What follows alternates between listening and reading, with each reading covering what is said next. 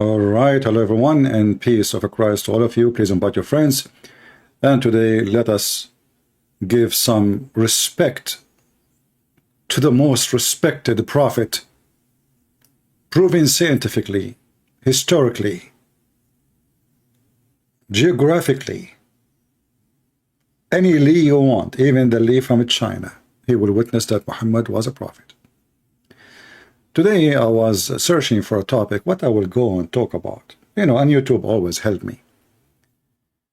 And then I saw two idiots. I guess they are from the UK. And they have a video. The title is, "You think Islam is a true religion? Are you stupid?" So those are two ex-atheists who became Muslims, white boys. And in their videos, they are telling you how much they feel different now because they are being Muslims. And the other guy, he told us how science agree with the Quran, even though the Islam is not supposed about science. And, you know, I mean, I don't know, I felt I want to cry. And then I left a comment for this potato in the left, the one with the beard. And the coward, he took down my comment. I checked 2 hours after. All what I said to them, well, as long Islam is not a stupid, do you dare to take my call? And let us see if Islam is a stupid or not. I will call them. Just give me your Skype, or you call me. The potato, he took down my comment. As the rest of them, they are a bunch of cowards. But I find it very funny that the one in the right, he says that the Quran is the most preserved book, but yet we cannot find one copy. This idiot, the bald guy, you know, this guy he remind me of this stupid the rapist from Korea who tried to rape a Muslim woman. What's his name? Kim, he want to be a singer. Nobody listened to him. This guy, he want to be a singer. Nobody listened to him. So he decided to convert to Islam. Now when he recited the Quran, still nobody listened to him.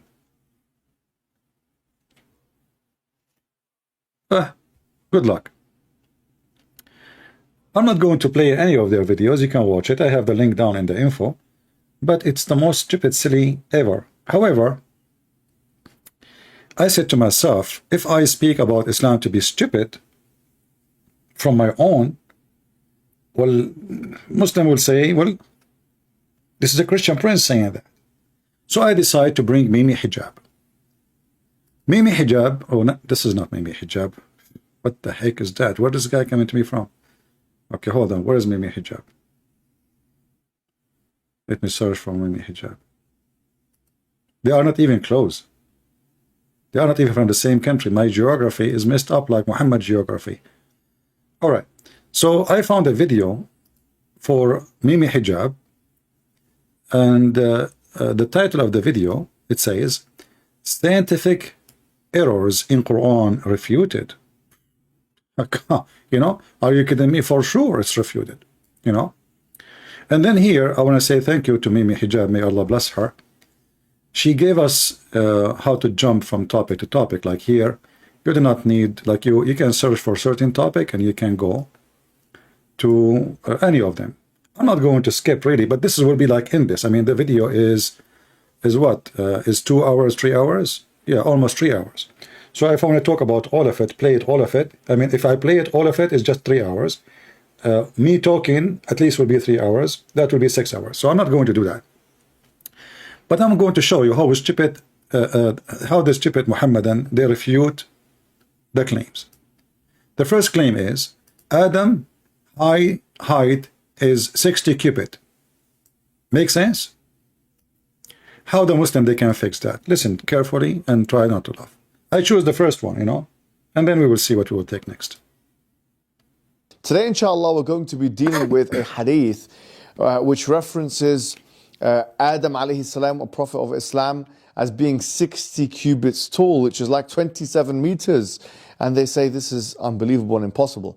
But before we get to this hadith, let's talk about the Islamic stance on the theory of evolution. Generally speaking, talking about the theory of evolution, Muslims don't have an issue, or shouldn't really have an issue, with speciation, adaptation, or even evolution of animals, because we believe that there's nothing explicit in the Quran one way or the other. And actually done a podcast with Abdullah Al-Ujairi. Sheikh Abdullah Al-Ujairi is a prominent figure in Saudi Arabia, who researches these matters and well published in this field. In my discussion with him, this was his opinion. So, which is quite frankly like 99.9% if we look at it from a mass perspective. Yeah, you know. Yeah, that's it. Al-Ujairi said, we are not against that, but but he cannot give us a proof from where he got that. I mean, can you,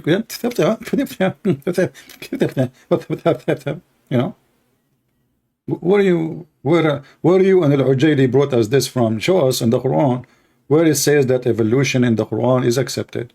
I want to see that. Go ahead. And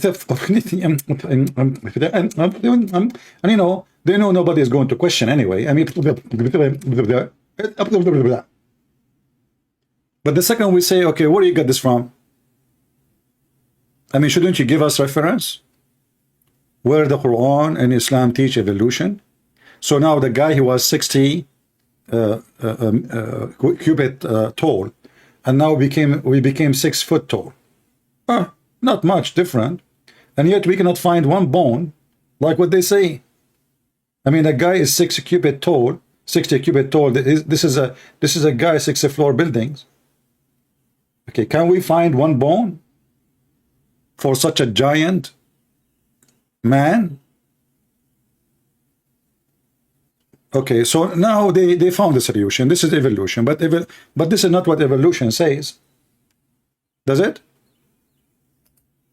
Really, 99.9% of the theory.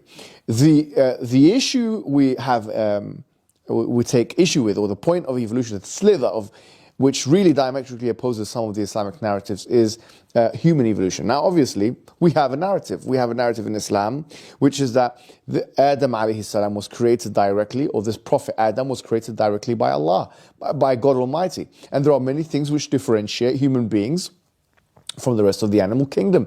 Morality, the ability to question why, many different, language, civilization, and so on and so forth.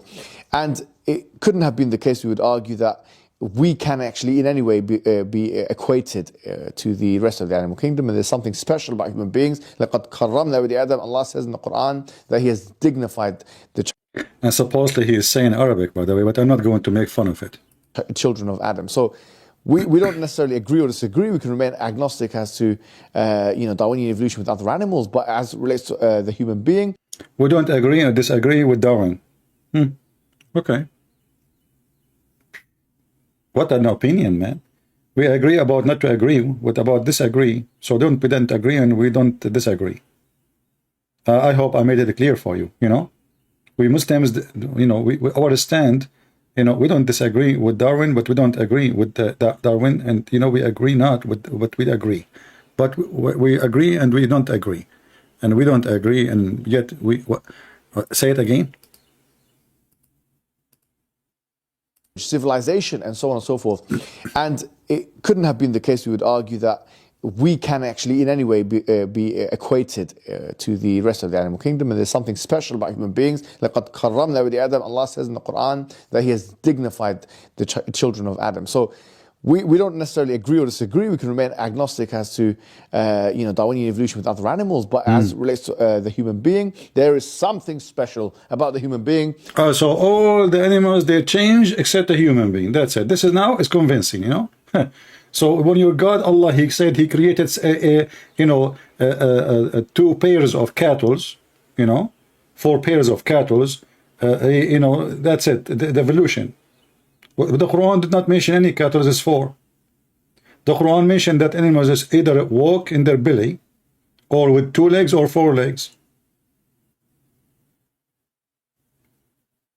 This is what the Quran is saying. We can show reference, but anyway. So here he is trying to explain why Islam is stupid, but anyway, you can watch it yourself. It's not really important, but I want to just show you how they are trying to duct tape and just blah blah blah blah. But what is the proof that Adam was 60 cubit long? if there's any proof.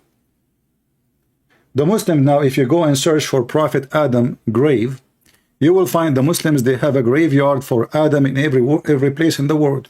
They have a grave of Adam in Pakistan. They have a grave of Adam in Iran. They have a grave of Adam in Saudi Arabia. They have a grave of Adam in Afghanistan. They have a grave of Adam, and all of them, they are so long. Look, brother, look. Oh, I found one, even Adam and Eve in one grave. Look, this is a different grave. This, the one in the right is different. The one in the other one is different. This one is different. Look at this one. This one, this is our sister Eve and Adam in the, like sister in the left, and Adam in the right. And look how the grave is long, but still it's not 660 cubits. Okay, why we don't open them and see if there is any bones there? They have a grave for Adam everywhere in the world. Look at this one. This is a different one.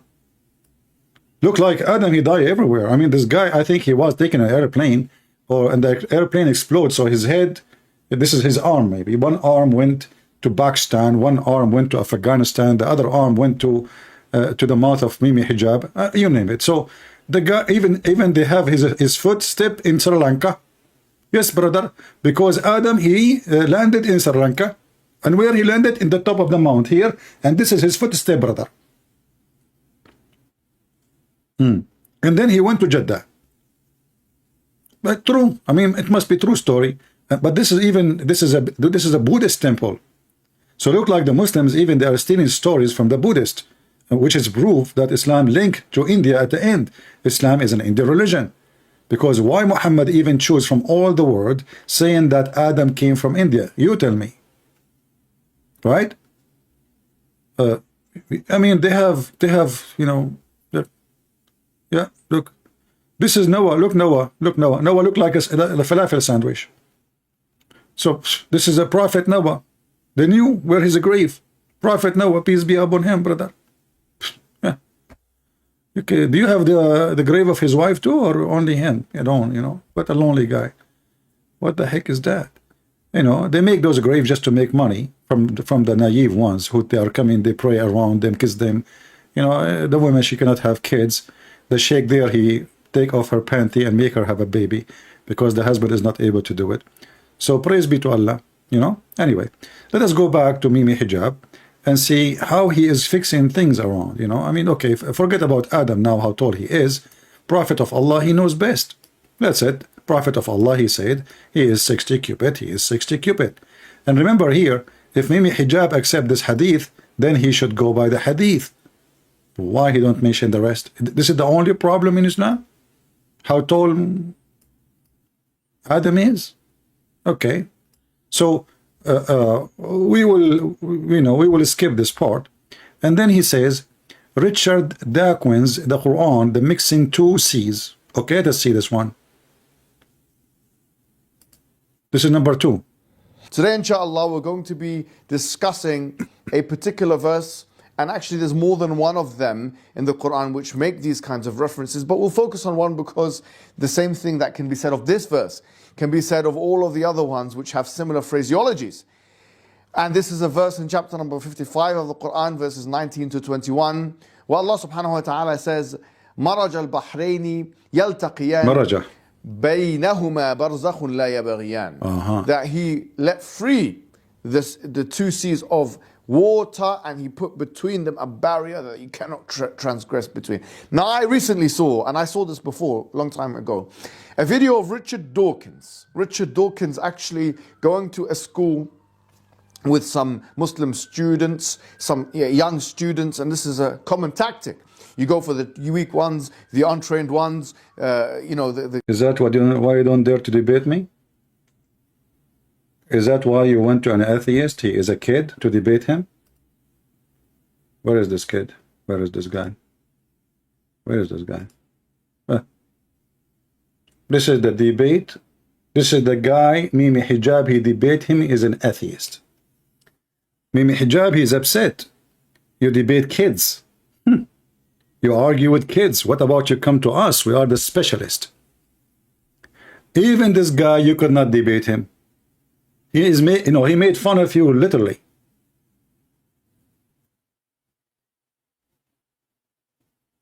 Exposed Mimi Hijab, dishonesty, debate review. You can go watch it. The guy is an atheist. His name is a channel Cosmic Skeptic, but he's a kid.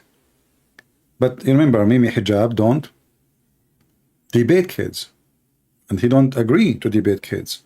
No, only expert. He ran away from debating me. The second I call him, he hang up on me. I call him again, he hang up on me. I call him again, he hang up on me. About logical contradictions, Muhammad Hijab, this is one of the most basic that there is. To say that something is necessarily true is to say that it is true in all conditions, under all... Anyway, you can watch his video for this guy. Let us go back to Mimi. So Mimi is going to get this guy busted. I mean, why apostate prophet keep coming in my face? Hold on, let me close this page. He keep coming in my face, man. I have it open from a century. All right.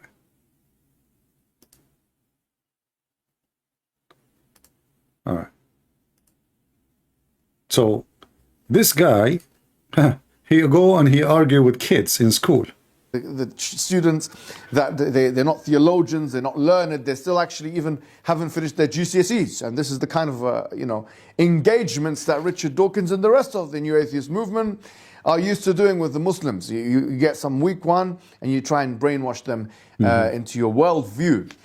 And he was, talking to these little girls or these young girls, and he was trying to persuade them that really he was that the Quran was wrong. He wasn't saying it in any explicit type of way, but he was being very pedantic. Maybe we can get a clip of this video and see what he's doing here. We learned about science and the Quran. By the end of the day, we all came to one conclusion, that the Quran is evidence of science. So what science has proved to be just recently is already proved in the Quran 1400 years ago when it was written. But that doesn't include evolution, apparently. No, it doesn't. So what does it include? It includes stuff like the shape of the earth, about the mountains, how they secure the earth, and how the mountains, they secure the earth. You see, you remember, you will see now Mimi Hijab, he skipped that part because this is stupid. According to the Quran, Allah, he placed mountains in the top of the earth. It's not the mountains coming from the bottom of the earth. No, Allah, he placed the mountains in the top of the earth because the earth is a carpet, and Allah, he fixed the carpet so the carpet will not fly. So those, look at this woman, look at this chimney. Look at this chimney. Where is the smoke is coming from? Those are living in England. What the English people did to themselves. This is England. So now those girls, they are copy paste what they heard all day long. From who? From the adult. And as you see with them, there is an adult woman. They are not alone. And she's a Muslim. So what happened? See, the two waters, they don't mix, the salty water and the drinking water, so it's pure for us to drink. They don't mix, but they pass through each other. Salty water and fresh water don't mix in the sea? No, it's like it's a natural barrier. I was shocked that RE elbows out science like this. Now, as you saw, this man was badgering the kids. He doesn't want to go to trained theologians, Muslim theologians, public figures, or whatever it may be. He's going for the children. And really, he's arguing that this is false in the Quran. If the idea is that you have these, the sweet water, the fresh water, and the salty water, that there is a barrier between no such barrier exists. He said you can go to the kitchen. Yes, you can put the sweet, you can put the, these two waters together and mix them and disprove the Quran. This is such a weak and lazy approach. Don't you want to research what this verse is talking about in the first place? In the first place, I like it when you act like in the first place. Be careful. Once your ass will turn loose out of your shoulder. Why you shake like that? I mean, are you serious? Didn't you want to go and read in the first place? So are you saying to me, all those Muslims who made the videos claiming that the Quran is speaking about the ocean and the sea are mixing, they are not reading like him? Because if you just went to even an English translation of the exegesis of such verses, The verse. you don't realize that the prominent or the most popular exegetical opinion on this was that What is killing me, I want to know how many lice you have in your hair. I mean, you keep scratching your hair every 2 seconds. For the sake of Allah, just to smash it, kill it. I'm going to focus now in the lice in your head or in the idea. Stop doing that. By the way, the Prophet Muhammad was full of lies, in case you do not know. And yet the Muslim, they clean about hygienes in Islam. Go to the topic, man. So what happened now? What is the meaning of this verse? The girls, they said, the water, the salty water and the fresh water don't mix. What the Quran says, give us the answer. the barrier in question were the land masses that were separating seas from rivers. For example, the Arabian Peninsula. For example, other land masses that separate these things. So on the one side of this land mass, you have maybe a sea, and the other side, you have a river, and within the land, you have a river flowing. This is what is being referred to here. Look how stupid you are. But the Quran says they will never touch each other, you donkey. Have you ever heard of a fresh water and salty water never transgress? So now he tried to fix it. Now, and by the way, yes, this is what the Quran is saying. This is what the Quran is saying, I agree. But the Muslims, they lie always about everything. But now because Mimi Hijab, he noticed that this idea is stupid. We go to the kitchen, as this atheist, he said to them, we go to the kitchen, we grab a cup of water, salty water, and grab a cup of fresh water, put them together and let us see. Very simple, and we will find that they are mixed.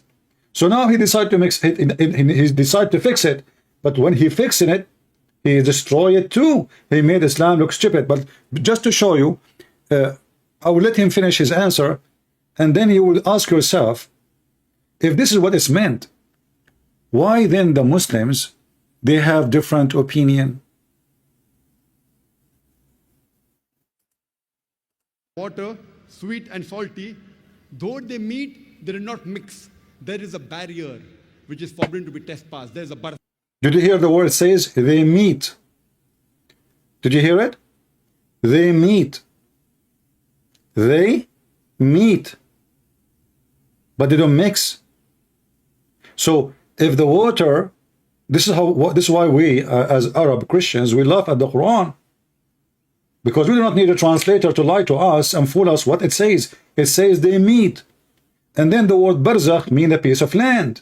So how they meet and between them a piece of land? Who is the stupid here? They meet, but there is a piece of land. But look, Zakir Naik, he is not a kid. This guy, he said, this atheist, he went to kids, talking to them, and the kids, they gave him wrong answer because they are not the trained one. They are not the expert one, the educated one. But this is Zakura Niyuka himself, peace be upon her, saying, yes, this is what is meant, that water, salty water and fresh water are not mixing. Now, Mimi Hijab, he want to wash his hands from what all Muslims videos in YouTube says, from all what they claim in the YouTube. Suddenly it is not true. This is what the Quran is saying, because they notice that this is really stupid. So now he want to wash his hand from it. Listen again to Prophet Zakir Bakura, may Allah bless her. There is a barrier which is forbidden to be trespassed. There is a barzakh. Barzakh. This is the only Arabic. This is the only Arabic word you know. Understand what did it mean? Today, after science have advanced, we have come to know that whenever one type of water flows into the other type of water, sweet water flows into the salty water, it loses its constituents and gets homogenized into the water it flows. This transitional homogenizing area, according to the Quran, is called as the barzakh. So look, barzakh according to Mimi Hijab is a piece of land. Barzakh according to Zakir Naik is a transformation between the water. I mean, do you see how Islam is flexible? Barzakh is a piece of a dry land, and this is the correct meaning. So Mimi Hijab now, he noticed that this is the stupid thing. People are laughing at us. What do you mean they don't mix? If we keep saying what Zakir Naik is saying, people will die laughing at us because water they mix. And they show you a picture of a river going in the ocean or two body of water and they have two different color. That is not because they are not mixing, you idiot. No scientist in the world, they will say that two water are not mixing. They mix every second. But because there is a huge body of water coming from different area, they have their own structure, and there is a huge from the other side. That's why we see they are separated, but in reality they are mixing. However, as long Mimi Hijab, he agreed about the answer I used to give always to the Muhammadan, that yes, there is a dry land. But how there is a dry land and they meet? If we go in the Quran, the yellow pages of Muhammad, we will find this.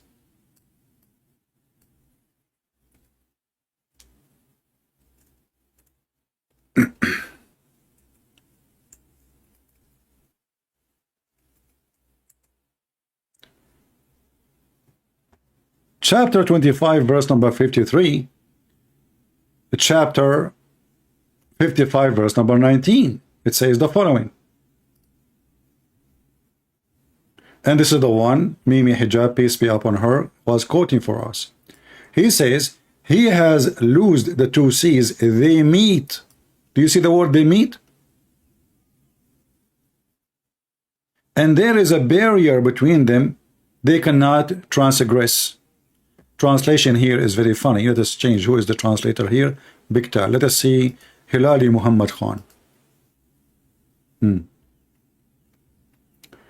But all of us, we knew this is absolutely false. All the huge rivers in the world, if all the rivers, maybe some of them, they are so small, they don't end in the ocean, but all big rivers in the world, they end in the ocean. So how they never met? How they never transgress? So the stupid Muhammad, he came to his mind that, okay, you know what, this God, he created the fresh water alone and salty water alone so we can drink, and he will never allow them to mix. Look, I go right now in my well and I get fresh water. How come I don't get salty water?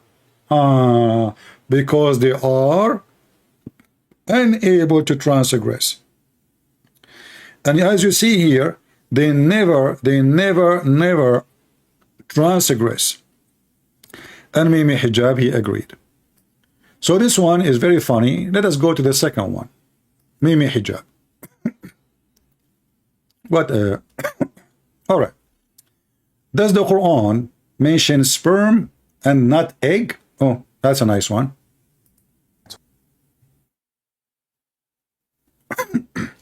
Today, inshallah, we're going to be talking about a contention which is really a feeble and weak intention.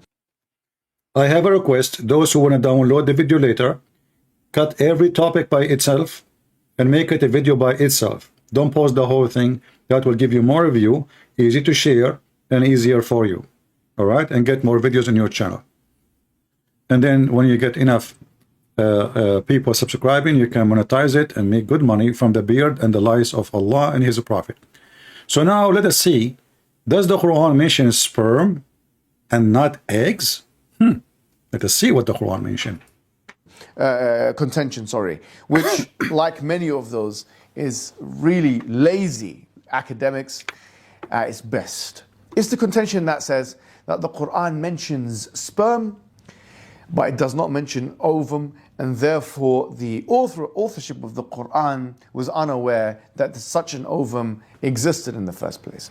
Well, actually, the Quran doesn't mention spermatozoa. The word nutfa, which is sometimes translated as sperm drop. If you look at any of the ancient kind of linguistic dictionaries, it simply means قِلَّةٌ مِّن مَاءٍ, or a minute quantity of liquid or fluid. That's deep. Guys, nutfa is not even a sperm. It's little water. Mimi Hijab, you are stupid to the bones because we can get you busted from your prophet words. Let us go to the hadith and everybody will laugh at you. And not only that, we can go to every single interpretation for the verse and people will see who is the one is lying. I will type in the search engine only the word nutfa, nothing else, nothing more. Nutfa, here we go. And now we will find the hadith. And you will notice that every single Islamic translation, they make it translated as semen. This is Sahih Hadith. This is Al-Bukhari. Semen. Hadith number 318. This is Sahih Muslim. Semen. Hadith number 2644. This is Sahih Muslim. A drop of semen. Hadith number 2646. This is Sahih Al-Bukhari. Semen. Hadith number 6595. This is Al-Bukhari. Semen. Hadith number 3333. This is Riyadus Salihin. Semen. You see, I mean, he said that it doesn't even mean semen, but look like every single potato Muslim in the world translating it into semen when it is not semen.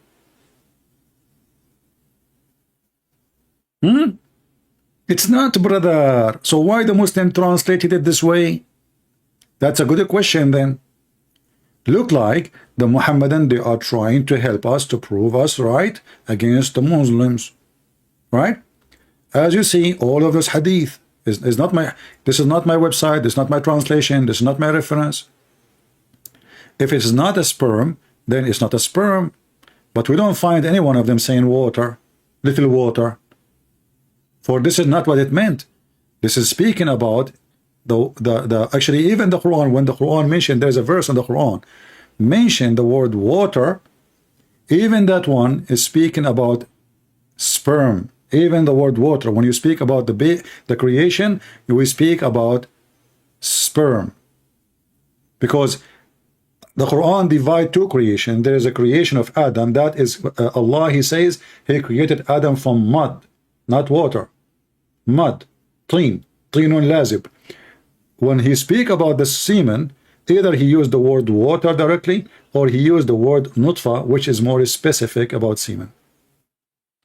So he's trying to fix it, but it doesn't work. It is humility, it is duct tape, which he's trying to find out a solution for it. But let us go back. Maybe he have something more to offer beside what he just said. So what the Quran is speaking about the baby, how the baby is created. That's what it means. Now, some translators have translated this to mean spermatozoa, or not even that, sperm drop, or something like this. But that is us putting our own kind of 21st century glasses on and imposing it on the Quran. The Quran, even now, the Arabs, when they're talking about, when they write in their kind of scientific textbooks about sperm, they call it al-haywan al-manawi. Okay, the only hayawan is you idiot. He says that the Arab, when they speak about semen, they call it al-hayawan al-manawi. They are trying to translate what is written in the English and Latin books, you donkey. This is why they are using different word.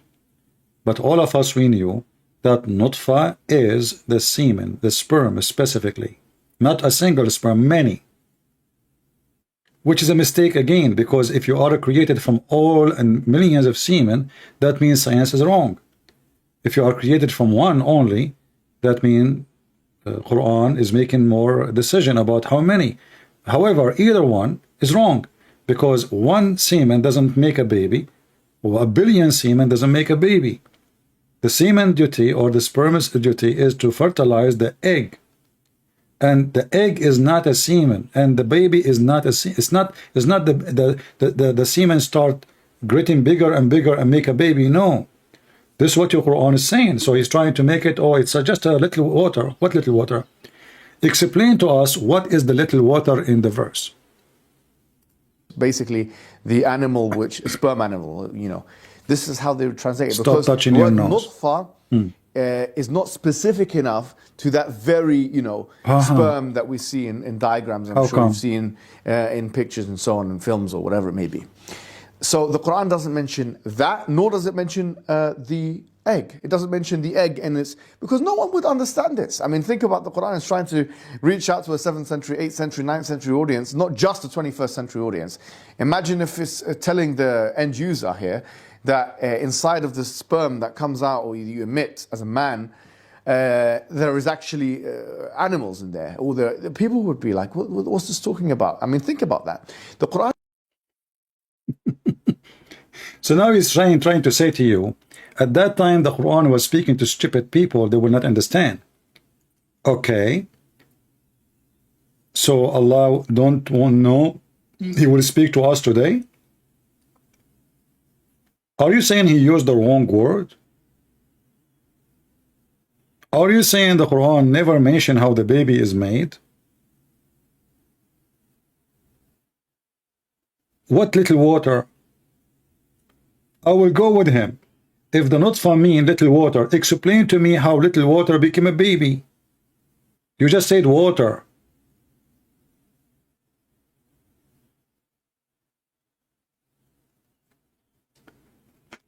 Continue. Quran uses phraseology which is appropriate for all peoples in all times. It uses perfect phraseology which we, as for example 21st century end users of the Quranic discourse, can understand, you know, with for example the biological and embryological understanding of today, but also that it couldn't alienate the 7th or 8th century or 9th century or 10th century people up until the age when the microscope was developed. This is foolishness at its core, really, this assumption. So yes, it doesn't mention the sperm in that sense, it doesn't mention the ovum in that sense, but the indications, to be quite honest with you, are all there that show that the authorship of the Quran, or the author of the Quran was acutely aware. Like for example, نطفة أمشاج إن خلقنا الإنسان من نطفة أمشاج نبتليه فجعلناه سميعا بصيرا, as it says in Surah Al-Insan, chapter number 76, verse number 2. We have created the human being from a mixture. Mixture. Let us see the mixture from your prophet and get you busted. Here we go. This is your prophet.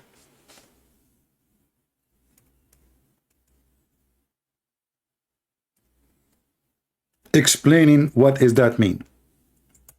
Remember he said it's a mixture. So what is the mixture which create the baby? It is the orgasm, not anything else. Not an egg inside the woman. It is the orgasm of the man and the orgasm of the women. When a woman, she came to Muhammad, she had her hand over her vagina and she was pointing there down. She said to him, Prophet, yesterday I was having sexual dream intercourse. A man, he was doing a lot of bang bang to me, so I have something here, look here, you see, it's wet. So the Prophet, now he want to give her advice, because the Prophet, this is what he do. I mean, this is what Prophet for. Women, they come to your door asking you about their wet dream. What we should do? She have orgasm.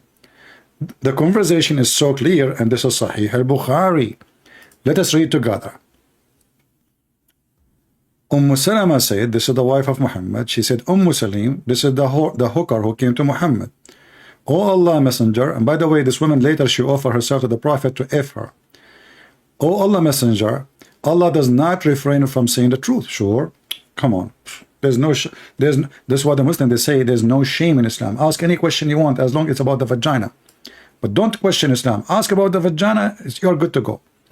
Is it obligatory for a woman to take a bath after she got nocturnal discharge? Focus with me. Nocturnal, I don't know if I'm saying the word correctly. Discharge, he said yes. If she noticed the water between two brackets, i.e. discharge. Do you see the word water? Guys, do you see the word water? Water. The word here is used is water, not even sperm. Salama said, does a woman discharge? The wife of Muhammad, she never had orgasm. This is telling you what kind of penis Muhammad he has. his wife, she cannot believe that women, they have this charge ever. And the Muhammadan, they say to you that the Prophet have the power of 40 men. The wife of Muhammad asking what she said? What? Women, they guys, imagine how embarrassing that you are talking, you know, you are a prophet who speak about how powerful you are in bed, and then the wife sitting next to you, and she say, what? This charge? What she is talking about, Muhammad? Oh, honey, don't worry about her. She's not just go to the kitchen. Go to the kitchen, okay? Go to the. And now Muhammad now want to explain. So he said to his wife, yeah. Then why does the child resemble the mother? So Muhammad Hijab is trying to fix it. According to Muhammad, the women and the man, when they have sex, that this charge coming out, not in. The discharge coming out from the man, coming out from the women, they meet together. And that what make the child resemble the mother if the women have this charge, which is absolutely scientifically, you know. Like now, if we look at any of you, I don't know, I don't want to choose any name of yours.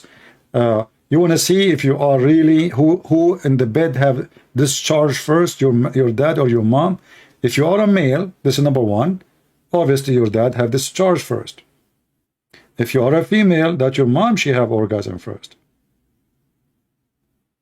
And if you are a female and you look like your mother, that mean for sure 100% she have full discharge. If you are a female and you look like you are a female, but you don't look like your mother, but you look like your father, because perhaps your father and your mother, they come in the same time. This is the science of a Prophet Muhammad. And Mimi Hijab trying to fix it.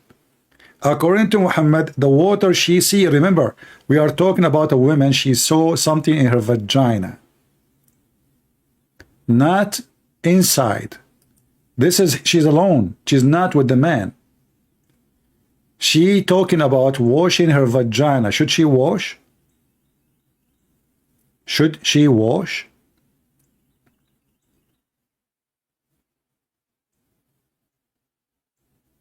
As you see, and Muhammad, he claimed that the orgasm of the woman is the reason for the baby to resemble his mother.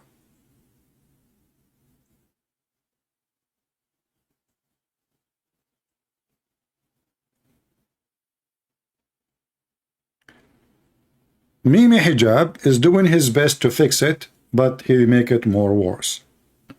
But hold on. Mimi Hijab will not stop here until he screw his prophet with a screwdriver. I just noticed here, actually, it says the same topic. If we go down here, it says about the ribs, you know, where the semen and the sperm is coming from. So number 24 in the minute 41 and 2 seconds, it says, does the Quran say sperm come from between the backbone and the ribs? And look, the stupid, he just said it doesn't mean semen, it doesn't mean a sperm, and now he is using the word sperm. People, do you see the stupidity of this monkey? So in the previous, the video we are playing right now, he is saying it doesn't say semen. The Quran never mentioned the word semen.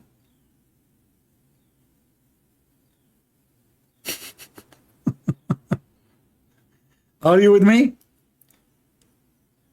The Quran, he was saying the Quran never said the word semen. He just, because those videos, he made them in part, not in one day, you know, and then they put them together. So the donkey, he forgot what he said, that he denied the Quran saying semen, and now he is saying in the moment 41, does the Quran say sperms come from between the backbone and the ribs? So nutfa was not a semen, never said semen. Now, the word, and he said that mean water. Water. But when we go to that chapter here, we will see that it says water. He himself is the one who translated as a sperm. Let us go there and laugh together. Today, inshallah, we're going to be talking about a verse which is littered all over these kind of anti-Islamic websites. Anti-Islamic website, brother. Ah, what I did. Sorry. Assalamu alaikum. Hold on. Today, inshallah, we're going to be talking about a verse which is littered all over these kind of anti-Islamic websites. This is in chapter 86, verse number 7, where Allah subhanahu wa ta'ala, He says, فَلْيَنْظُرِ الْإِنسَانِ مِمَّا خُلِقَ مِنْ مَاءٍ دَافِقٍ يَخْرُجُ مِنْ بَيْنِ الصُّلْبِ وَالتَّرَائِبِ. That let human beings see where he has been, from what he has been created. He has been created from a secreted or a gushing fluid that comes from, or that he comes from, and we'll talk about the differences in translation. Now, I hope now he will not scratch his head no more. No more lies. Focus with me, people. Focus with me. Focus with me, Muslims, and see how this stupid idiot, he just got his prophet busted again. The same Quran, the same story about the creation, just the video before it, in the same video, he denied that the Quran is speaking about semen ever. The Quran just say water, little water. Doesn't say semen. Now he is saying it is semen. بين الصلب والترائب, between the backbone and the ribs. And obviously here, صلب والترائب is translated in more than one way, and we'll come to this. The contention is that this is actually unscientific, because we know that spermiogenesis happens in the testicles, and it doesn't happen between the backbones and the ribs, for example. And the assumption obviously is that what is being referred to in the verse when it says ma'in dafiq is sperm, and therefore this verse is out of line with observable reality, and it's a proof against Islam. This is the contention. So let's deal with one thing at a time. First and foremost, what does the words sulba and tara'ib actually mean? So there are three opinions which are represented in the classical literature and the dictionaries. Either we're talking about the backbone and the ribs of the man, or we're talking about the backbones of the ribs and the backbones of the man and the ribs of the woman, or we're talking about the backbone and the ribs of the woman, and we're not talking about the secreted liquid or the secreted fluids, but instead we're talking about the insan, the human being himself. Because the verse says, فَلْيَنْظُرِ الْإِنسَانِ مَا خُلِقَ, let the human being see from which, or from that which he has been created. خُلِقَ مِن مَاءٍ دَافِقٍ, he has been created from a gushing or secreted fluid. يَخْرُجُ مِن بَيْنِ الصُّلْبِ وَالتَّرَائِبِ, which comes from between the backbone and the ribs.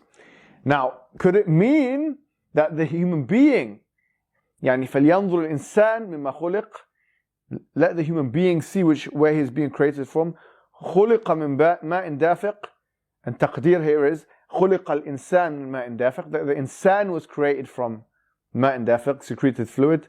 يخرج من بين يخرج الإنسان يعني من بين الصلب والترائب, that the insan, it comes. Look how they changed the meaning. The Quran saying that the human being come from between the backbone and the ribs. This is what the Quran is saying. Simple. The Quran is not saying that there is a sperm coming from the backbone and the ribs. No. But the verse says, gushing fluid, ma'in dafiq. Let us go to the hadith and see what ma'in dafiq mean, and get Mimi Hijab busted again. As usual.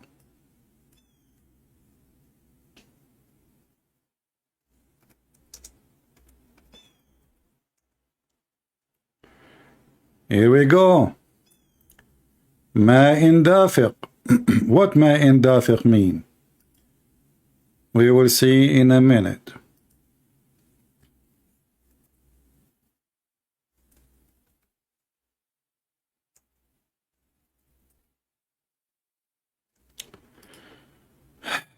Let us see. where it's mention of a man, whenever you know a mission on when a man he kisses his wife, and if a man he kisses his wife, a mission occur that only have sacrifice an animal. So here they are talking about ma'in dafiq, but in translation is not shows as it is. But here this is the word ma'in dafiq. Ma'in dafiq. If a man he come to his wife and there is no emission of or ejaculation, that was ma'in dafiq.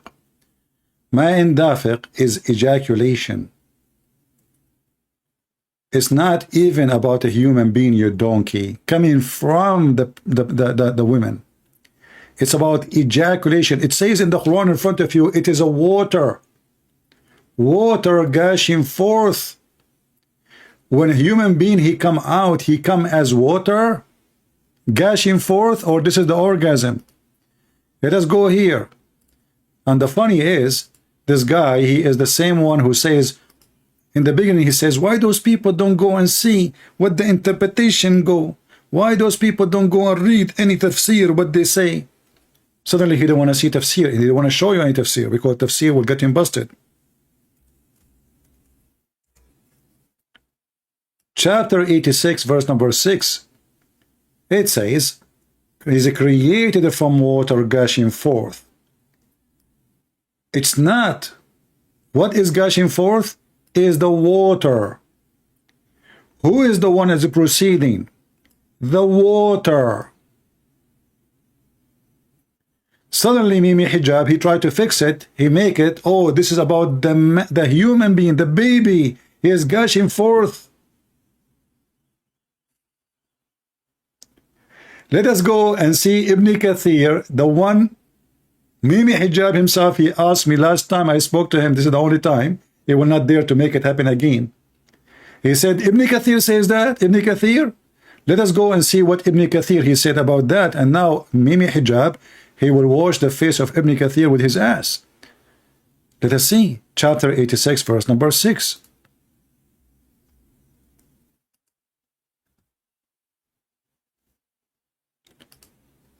So suddenly the Muhammadan, they have totally different interpretation for the Quran.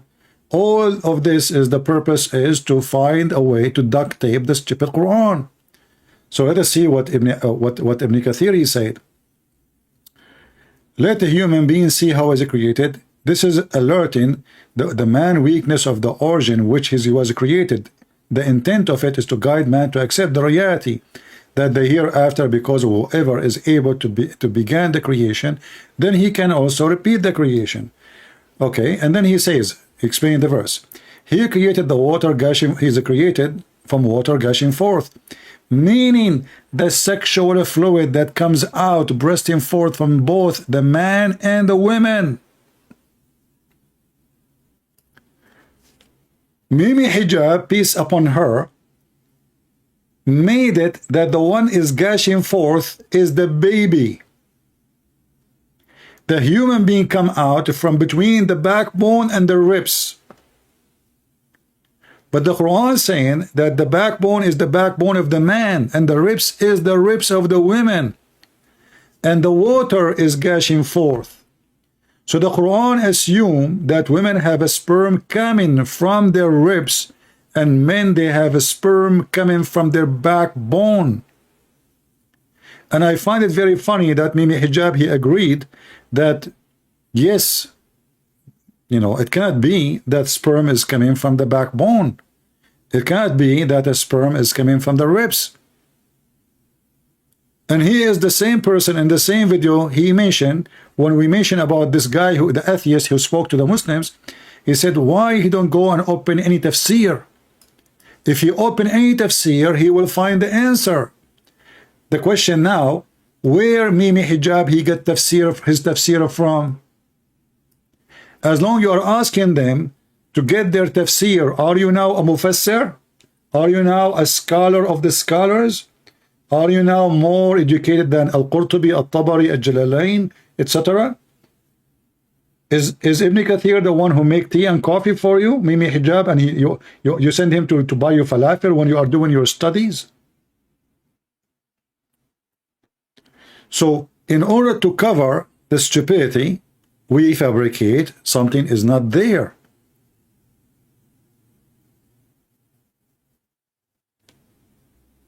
In the same here, let us see if there's anything connected. I'm trying to connect all the stories he mentioned about the baby creation.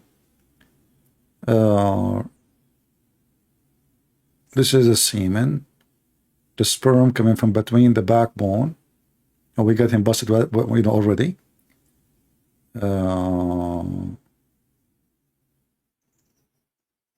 Okay. This is again about the baby creation. So I'm trying to play them together so we can laugh. In the minute, and 2 hours and 16 minutes and 52 seconds. Number 9. Does Quran word alaqa only mean congealed blood? Let us connect all those together so we can come with the conclusion and the Quran science about how the baby is made.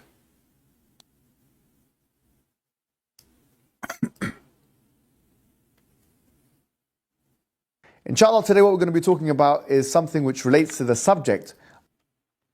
I love it that you grow, you know, I mean, you play the video before it, he have no hair. The video after it, he have long hair. The video before it, he have no hair. I mean, this guy, he have a wig. I don't know what's going on. Okay, so what the subject? Of Quran and embryology. And a particular contention which people have, which is that the Quran allegedly says, according to these detractors, that I've seen their material on anti-Islamic websites, that the Quran, that the human being is made up from a congealed clot of blood, and we know from embryological study that that is not the case. And they say the word alaqa, which is the operative word, the important word, it doesn't mean to cling or to be attached to something, which is what many Muslims of today say, which they say is a superimposition of modern scientific jargon into the vocabulary of the Quran. So let's deal with these two contentions one by one. The first thing I'm going to be dealing with, inshallah, is the second thing I've just mentioned, which is the fact that this word alaqa cannot mean something which clings or something which is attached to something else. And that in the vast commentarial tradition and the vast exegetical tradition for 1,400 years, this meaning was unknown to medieval scholars, and this meaning was not used in this way to indicate attachment or connection. The truth of the matter is that is false. That, in fact, medieval scholars from the very early days of Islam were mentioning in their treatises, in their dictionaries, and in their exegetical and commentarial works, that in fact, alaqa does mean to be attached to or connected to. So I'll give you one or two examples. Ibn al-Jawzi, he says this, and he was a 6th century scholar. Al-Asfahani, who...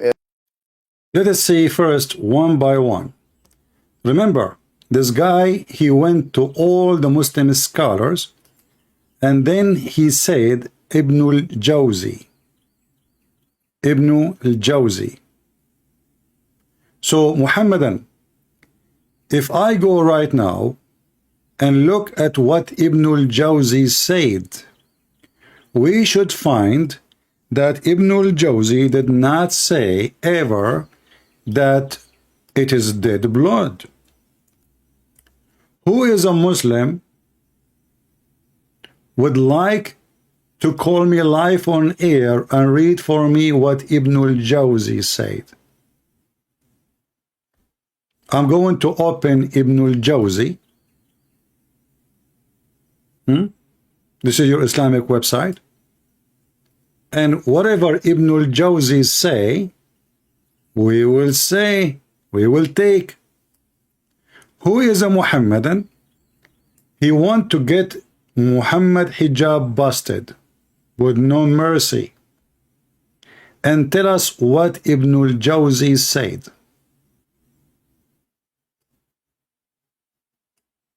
Any Muhammadan?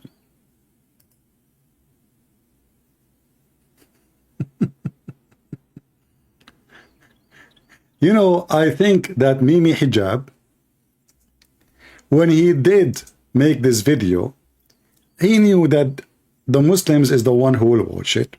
And if there's non-Muslims, they don't know even who is this guy Ibn Jawzi. Where we going? Where are we going to find him? Even where to read his book? And if we find it's going to be in Arabic, I would like to call Mimi Hijab if he dare to tell me what Ibn al-Jawzi said.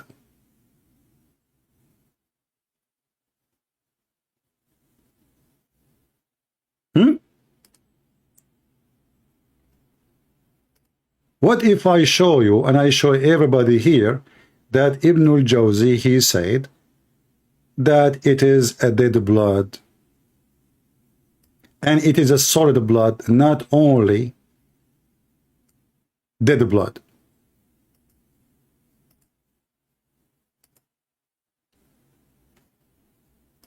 Let me open Ibn al-Jawzi.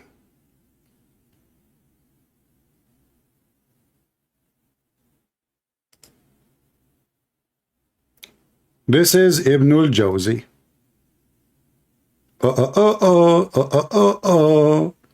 Mimi Hijab, he says, as an example, there is scholars who explain this word.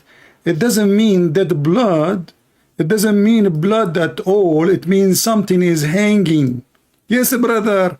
And he lied and he said they are from the 6th century. Those are people from the 11th century.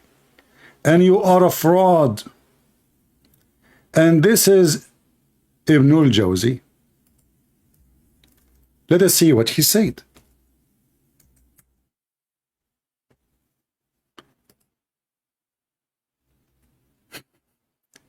Actually, Ibn al-Jawzi, he got you busted in two things. You said that nutfa does not mean sperm. Ibn al-Jawzi, he said, النطفة فهي المني. It is a semen. والعلقة دم عبيط جامد. العلقة is a dead blood. The monkey, he is the one who asked me to open the book of al-Jawzi, Ibn al-Jawzi, not me. I mean, from all the scholars, he is sure now. He decided, he looked all around, where I can find. So he looked for someone, nobody can find him. This is the website of Ibn al-Jawzi. All of you open it. Open it in Google browser, so you can click at Google Translation. You can switch to Google Translation. After you open the website, I want you to click in the right side of the page. You see, the page have like a different format.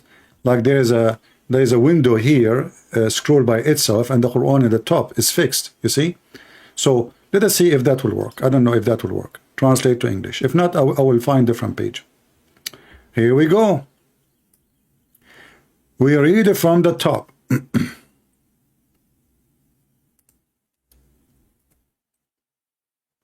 Is it a blood, and it's a solid blood?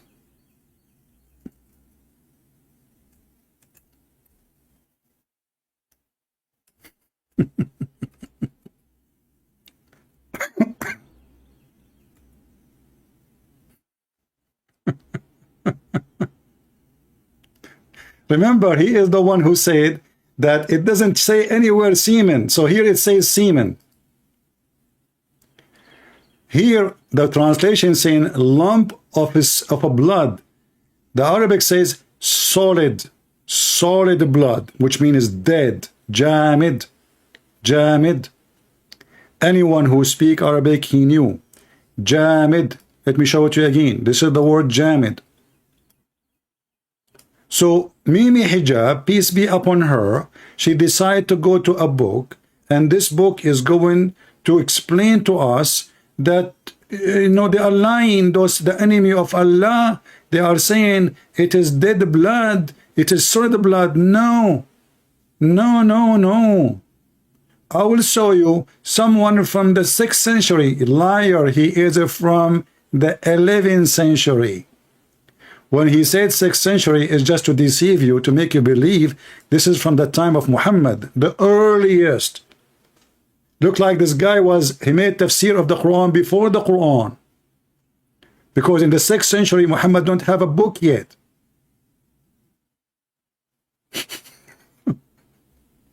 This is the 6th century of Islam, which means the year 1100 something.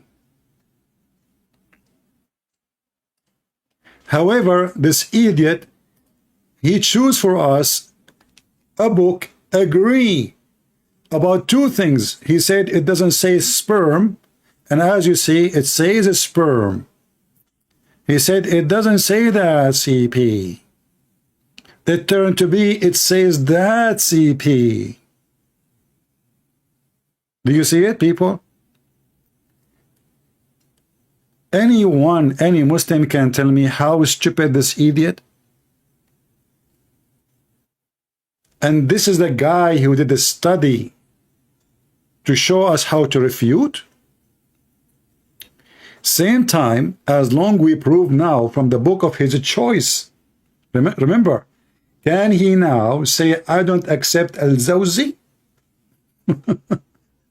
Can Mimi Hijab say, Al-Jawzi is a donkey?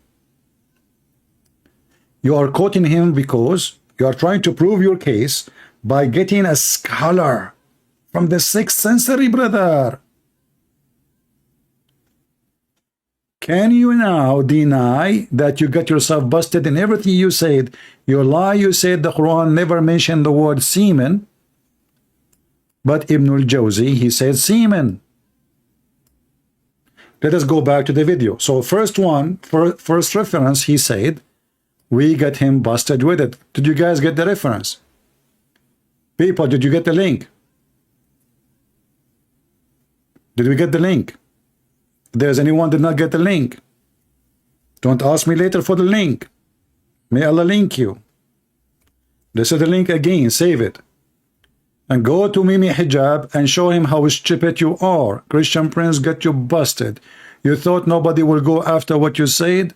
Well, we are here to laugh at you, at your prophet. So now we prove, actually, as long as this is the scholar he approved, we prove Islam to be false, because he himself, Mimi Hijab, agreed that this cannot be true. If this is true, this is a scientific mistake. Let us go back to Mimi Hijab, may Allah bless her. She has given us all the jewels you can imagine. Who can deny the jewels of Mimi Hijab? So it was where to start from the beginning again. Okay, here we go.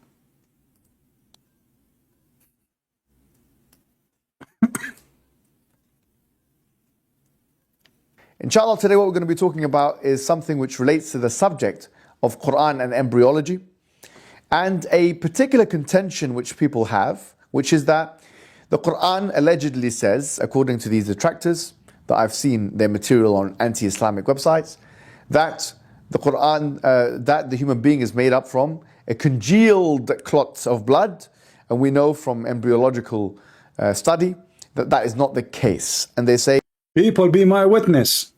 Did he say that is not the case? And isn't it him who chose Ibn al-Jawzi? And isn't it Ibn al-Jawzi, he said, well, this is now what it is. It is dead blood. Before I continue with more reference he will give us, let us go and see the hadith. Look like Mimi Hijab, he knew better than his prophet.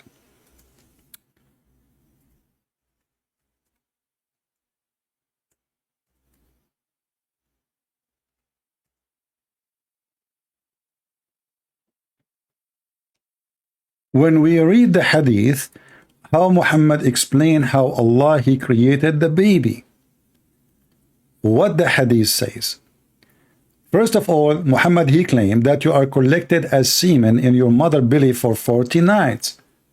Maybe this is the case for me. I don't think this is the case for everybody, because I have special skills and look like Allah was taking a lot of time to create me if he is the creator. So 40 days inside your mother belly, and you are collected as what? As a semen. But this is not what we are talking about. We are talking about the blood. Look what the Muslim translation saying. Look like the Muslims are the anti-Islam too. He said he saw that the anti-Islamic phobic people saying it's a clot of blood. Remember, the one who said that is the anti-Islam. But this is the hadith of his prophet, and this is the Muslim website, and this is their translation. It is now a clot of blood. The question here to Mimi Hijab, who her hair is growing, short in hair, short in growing, I don't know, it's a miracle how this happened. Why the Muslims are saying it's a congealed blood if it is not? Can you explain to me? Are they helping us? Are they taking our side? Are they making things up? Is the Muslims Islamophobic too? Maybe the Muslims are anti-Islam. Maybe, you know, the owners of Islamic website, all of them, they are anti-Muhammad. Something fishy, brother, you know. So, not only that, if we go to the translation, we will see the Muslim translated as a congealed blood too. Remember, he saw that translation in the anti-Muslim videos. Absolutely false. This is not what Islam teaches, brother. But isn't this your Islamic translation? Let us see who is the one who translate that. Look, this guy is a Christian. His name is Muhammad Hilali and Muhammad Khan. Double Muhammad. Double Muhammad, they translate the Quran. They come with double cloth. So the anti-Islamic brother, they are lying, saying it is a piece of thick coagulated blood, when nowhere it mentioned that. It's a lie. It's a lie. Sometime I can fly. The Muslims, they think they can fly with their lies. And then the Muslim, they look at the comment underneath, and the Muslim says, praise be to Allah, brother, for having you. You refuted them all. You got them busted. Brother, you did the great job, brother. And if you finished them. Did you just say Ibn al-Jawzi? Here we go. Ibn al-Jawzi got them busted. Brother, do you have more reference beside Ibn al-Jawzi? Oh, yeah. You think only I have Ibn al-Jawzi? You are kidding me? Listen, I will give you more. The word alaqa, which is the operative word, the important word, it doesn't mean to cling or to be attached to something, which is what many Muslims of today say, which they say is a superimposition of modern scientific jargon into the vocabulary of the Quran. So let's deal with these two contentions one by one. The first thing I'm going to be dealing with, inshallah, is the second thing I've just mentioned, which is the fact that this word alaqa cannot mean something which clings or something which is attached to something else. Potato, you are the one who said that the word nutfa is a water. And no, you are your donkey. You are saying, they are trying to convince us, the Quran saying that nutfa, which is water, is it clinking in something?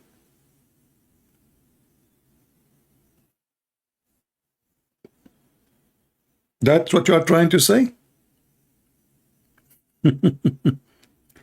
And then you quote for us Ibn al-Jawzi. This is telling us that you never opened the book of al-Jawzi. Maybe you never have it. Somebody told you. In fact, I am 100% sure that you never had the book of al-Jawzi, because if you have it, you will read it. If you read it, you will never mention it. There is no way a person will mention such a book, and he did read it.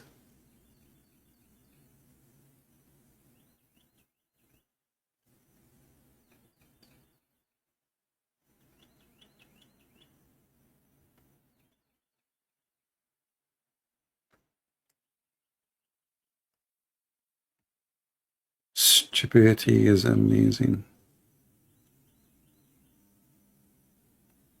Oh boy.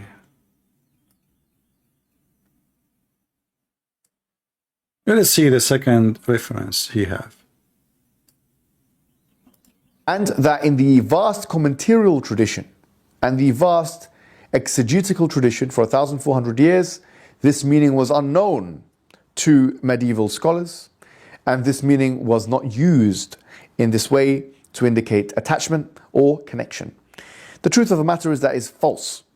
That, in fact, medieval scholars from the very early days of Islam were mentioning in their treatises, in their dictionaries, and in their exegetical and commentarial works, that in fact, alaqa does mean to be attached to or connected to. So I'll give you one or two examples. Ibn al-Jawzi, he says this, and he was a 6th century scholar. Al-Asfahani, who has a dictionary talking about the mufradat of the Quran, or the singular words of the Quran, he also mentions that one of the meanings of the word alaqa is something to be attached to sahibuhu, to its companion. So something to be attached to something else. You know, the funny is that the word alaqa is called alaqa simply because it is attached. But this is not the question. The word alaqa is a given description for blood and blood only. When you hurt yourself, you have a blood attached to your skin. If you wash it when it's still fresh, you can do that. But the more you give it time, the more this blood will make a alaqa. And the Quran saying it clearly that semen become a alaqa, not aliq. The semen itself become, it's a transformation. If you remember, we opened the Quran for you. Let us see here. It says, we made the nutfa into a clot. So what become a clot? The nutfa. Mimi Hijab, he says that the nutfa is not semen, it's water. Al-Jawzi, the same scholar he mentioned, he said it is a semen. And I wonder why he don't want to quote Al-Jawzi for semen too. And that nutfa, which is the semen, but if we take it as Mimi Hijab, he said it's just water, that water become a clot, between two brackets, a piece of thick conjugated blood. We can change the translator. We are not choosing I'm just randomly, let us say Khattab. I'm just using Islamic translation. A clinging clot of a blood that developed clot into the lump. And here you ask yourself, why every Islamic translation saying what Mimi Hijab trying to fight? The answer is very simple. Because it's already proven to be false. So how we can accept something false? We have to duct tape. I'm just switching translation from one to one randomly. I don't know what will come next. Remember, he said nowhere it says semen, but as you see, the Muslim, they keep saying semen.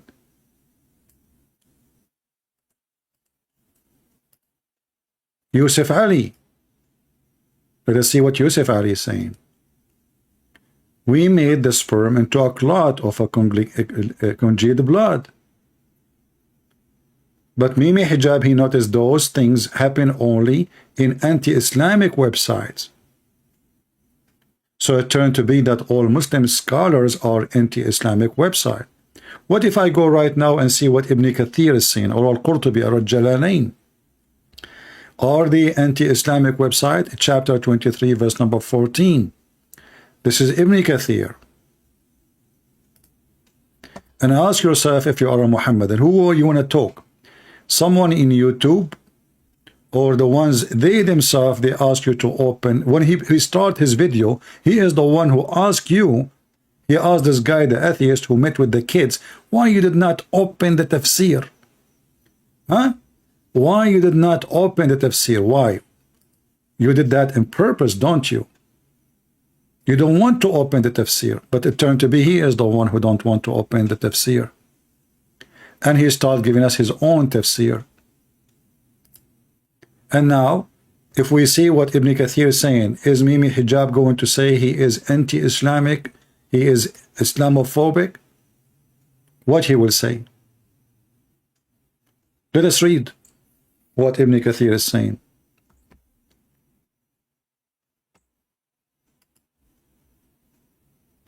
And we made the nutfa, which is the water gushing forth, that come out of the line of the man, which is the backbones actually, i.e. the back, and the ribs of the women, i.e. the bones of her chest.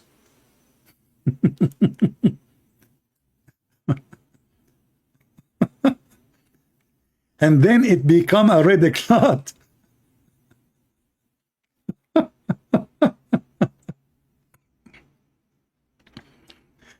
Ikramah, he said, this is a blood.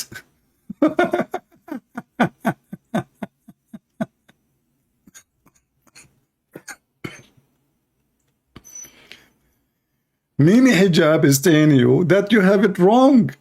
You are listening to the anti-Islamic, phobic, demonic, sick people who hate Prophet Muhammad, peace be upon him. This is Ibn Kathir.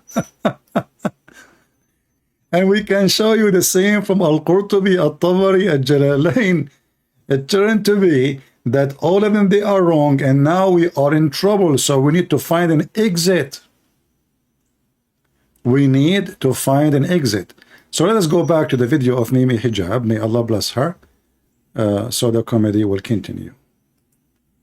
Okay.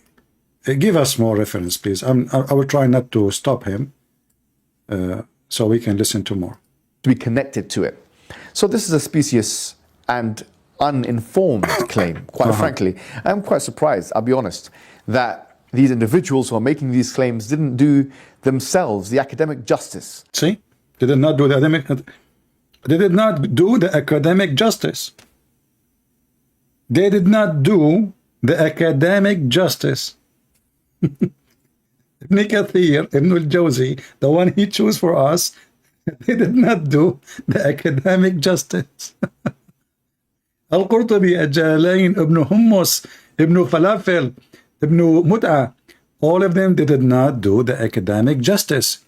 The guy who kept sniffing his nose, he is the one who did academic justice. Tell us more. Of looking at these medieval books, or they were foolish enough to think that we were not going to do that. Indeed, these meanings are there, they are codified, they are written, and they exist. Really? Now, the second contention is, they say, well, okay, let's give it to you. It could mean to be attached to or connected to something, which will go in line with modern embryonic understanding of the embryo being attached to the uterine wall. And obviously, through the umbilical cord and other things, taking from the nutrients of the host, in this case, the mother. They say, fine, it's in connection with this, but this other thing or meaning is completely unscientific, which is the meaning of a congealed blood, because they say it's not blood at all. It's not blood. The composition, the chemical composition of the fetus is not a bloody one. It's not one that is composed primarily of blood. And you see, this is where their argument is going to fall flat on its face, because this again is a weakness of the understanding of the Arabic language. And in fact, stop. Open your eyes, clean your ears. Mimi Hijab is going to give us an Arabic lesson. He said to David Wood, I know this is coming. You don't speak Arabic, you don't speak Hebrew. Elijah means God is with us. Fact, a weakness of the understanding of the Sunnah of the Prophet Muhammad sallallahu alaihi wasallam. Sallallahu alaihi wasallam. Because the Prophet Muhammad sallallahu alaihi wasallam himself said, Yeah. he said in the hadith that two things have become allowed for us, or two things which are mayyit or dead, and two things, and he referred to the word daman, two bloods. The word dam in Arabic means blood. I don't know, I think I skipped part of it because he did mention another scholar. Why I did not hear it? Hold on. He mentioned another scholar. I don't reference. I think I skipped it by mistake. Sorry guys, I have to play it again.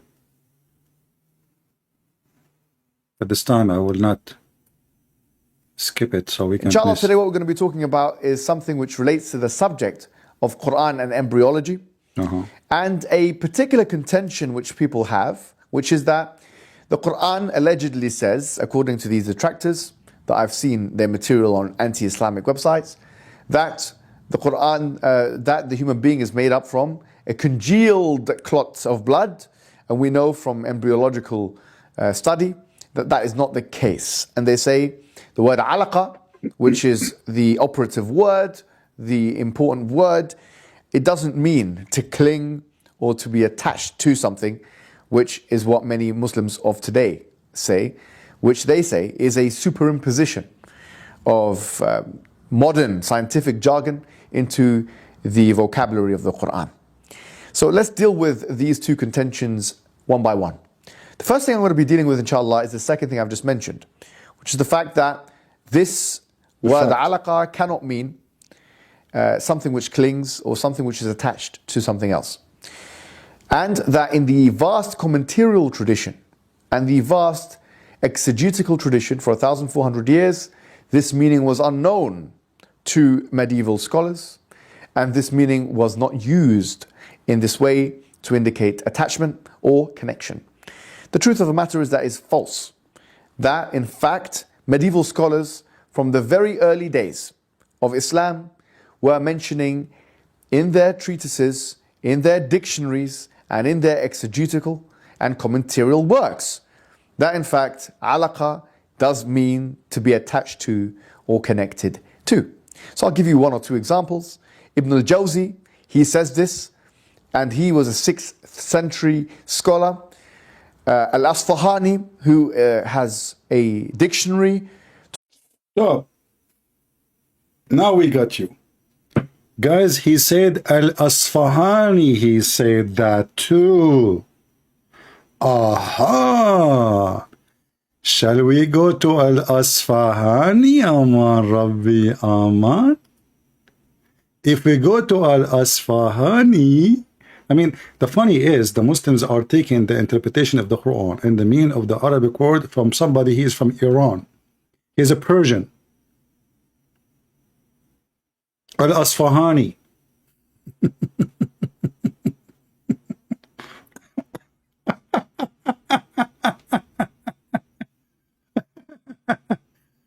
So, Al-Asfahani, brother, he said, brother, okay, I will go and see Al-Asfahani, what he said. Give me a second. What Al-Asfahani said? Let us see. I'm going to open the book of Al-Asfahani. Are you sure, Mimi Hijab, that Al-Asfahani said that? What if Al-Asfahani did not say that, and he said the opposite? I mean, how you are going to fix this scandal, potato? This is the book of Al-Asfahani. Mimi Hijab, I just whipped the floor with your face. This is Al-Asfahani, Gharib al-Quran. And by the way, the page before it, the one I showed you, which one? The one, yeah, the one, it doesn't show page number. It doesn't show page number. Yeah, that website doesn't show page number, but here we see page number. This is Al-Asfahani, and I'm going to switch to translation Arabic to English. Remember, this coward, he is the one who just mentioned to us 2 references to prove his point. Those are not my choice. I am not the one who came with it. I am not the one who made it. I am not the one who chosen it. So you have no excuse, Muslims, to say Mimi Hijab, he chose the wrong one. You make a video, you prepare for it to refute the errors in the Quran. And you mentioned that you are going to give us 2 examples of early scholars who they say that this does not mean dead blood and solid blood. And guess what? Both of them, they say so. Both of them, they say so. This is Al-Asfahani, value number 1. Page number 343. 343. Let me sing it for you. Al-Asfahani, value number 1, page number 343. And not only that in one place, no, he repeat that. Al-Asfahani, value number 1, page number 579. Let us use Google Translation, peace be upon him.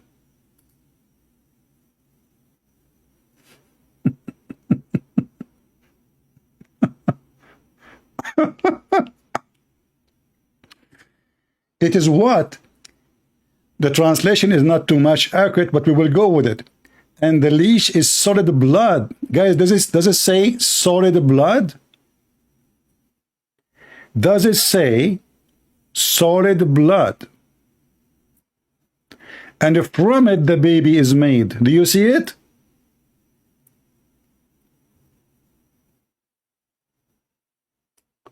This is one scholar. Now this is, let's say, Asfahani. Where is the Asfahani? Here we go. This is the Asfahani here. Book name, Mufradat fi Gharib al-Quran. This is the one he chose. He said he have even a dictionary for the Quran. So now we are in the dictionary, which Mimi Hijab he mentioned. Value number 1, page number 343. That leash, which is attached, is a solid blood, which is where the baby is made from, and he's born from it. We will go to the page after just we finish here. Again, Mufradat Gharib al-Quran, the same book, for Al-Asfahani. Part number 1, page number 579. Al-Alaqa, which is the attached, the translation is not coming right, which is a solid blood, which is the baby is born from it. And the rest of the scholars, they agree. All the Islamic scholars agree. It's a solid blood, solid blood, solid blood. All those are the solid Muslim scholars. And then this idiot Mimi Hijab, he choose from all of those someone he thought nobody will find their books. This guy, he have very little tiny small books. He said to himself, it's very hard to find his reference. So how in the world they are going to find the reference for this guy? They will not be able to find it. So let us open the first one and use Google Translation again.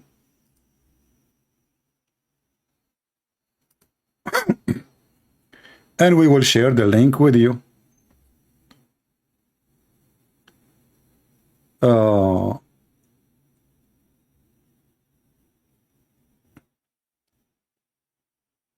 The translation is not too much accurate, but what I can do, I mean, this is what we have. However, the important for us, it is a solid blood. That alaqa, which is attached, is a solid blood, and from it, that alaqa, which is the baby is born. All his video here is to prove to us that it doesn't say that, CP. Is that correct? And he agreed, this is no way the Quran saying that. And he is the one, he said, I choose those scholars. It's not me. And now we show you two scholars, both of them of his choice, and both of them, they say it is blood, and it is solid blood. And this is the reference in front of you. Open it with Google browser. Muslims, how you feel? How you feel that this guy from all the Islamic books, he chosen books to prove that he is a liar? A Muslim in the chat, he said, Christian Prince is a internet scholar. My friend, you cannot refute what I show in the screen. The Muslims, they are very much embarrassed with Mimi Hijab quoting scholars proving the Quran to be wrong. So they try to make a drama about a Christian Prince. The drama is about how stupid your prophet is and how much duct tape you Muslims needed to duct tape his stupidity in the Quran. When your brother, he spent day and night, he spent a lot of time in this video to make this video, to the point his hair grow, his hair is shaved, his hair is gray, grow. I mean, did you notice what happened with this guy? This guy, he spent century preparing for this video. One time his hair is zero. One time his hair is long.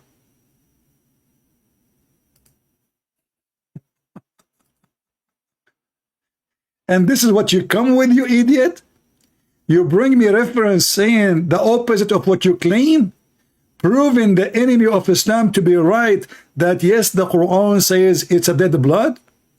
When he mentioned to us Ibn al-Jawzi, don't he knew that Ibn al-Jawzi, he say clearly that the word nutfa means semen? Don't he knew? So if this is after studying the case and the video is to refute the errors, if this is how we refute the error, by quoting the scholars agree with the enemies of Allah.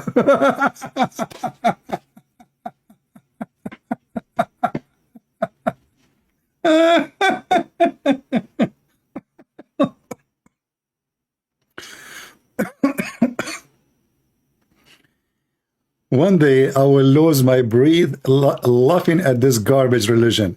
And actually, I didn't enjoy really being in YouTube. I didn't enjoy even having people here because most of them, they are fake.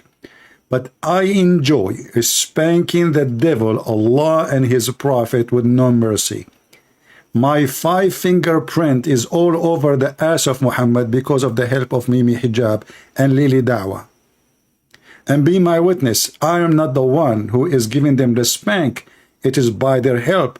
Because if I go and quote Ibn al-Jawzi myself, the Muslim, they say to me, how come you did not quote the other scholars? This guy, he made the video specifically to refute.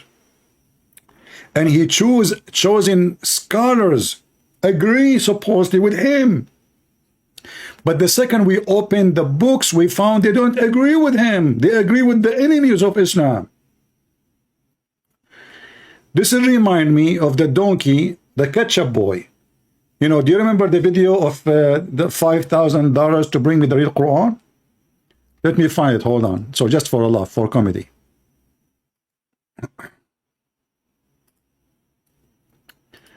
A Christian brother from Pakistan, sorry.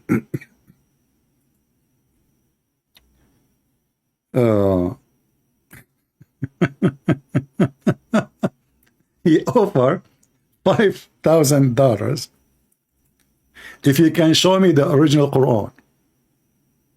Brother, I mean, who can do that? Let us be honest.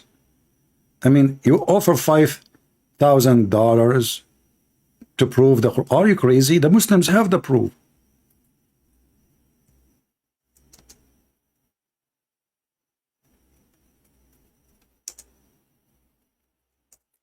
The stupid Uthman, the ketchup boy, he went to our brother and he have a book in his hand. And he came to him with the book. And he said, listen, I got the book. Give me the money.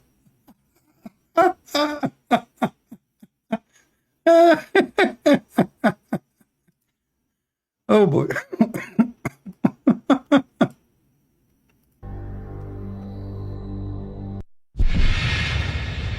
Everybody knows when you came up our booth that there is no Allah. They have a sign that says there is no Allah.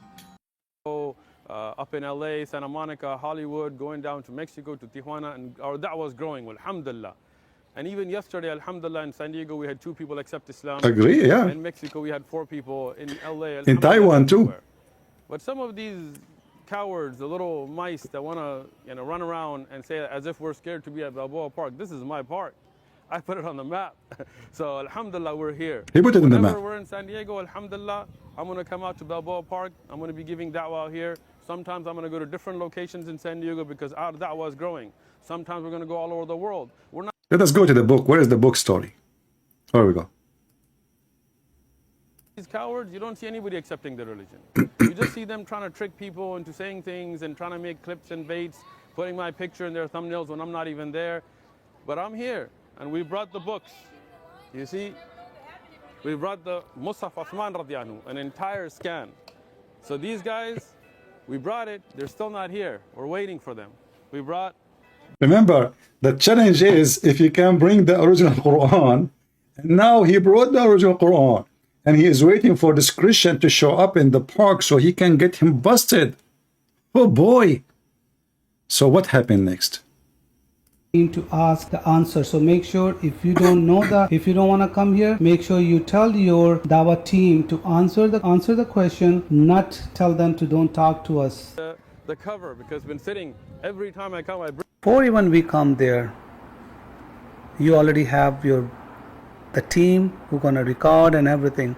He got his team and they come to this Christian, tent, and now they want to get him busted because they have the original Quran. And look what happened. If it's not for view, money, or so why you have that one? Every time when you do, you have a recording, because you know what? You want to make money and you want to split out the Go to the topic. Go to the lie topic. of the Islam. Go to the topic. You don't want me to set up, but you look at that. You already have set up. See, Let us go to the topic. Where is the topic? Coward. Look at this coward, yeah. $5,000 to the Musaf Uthman.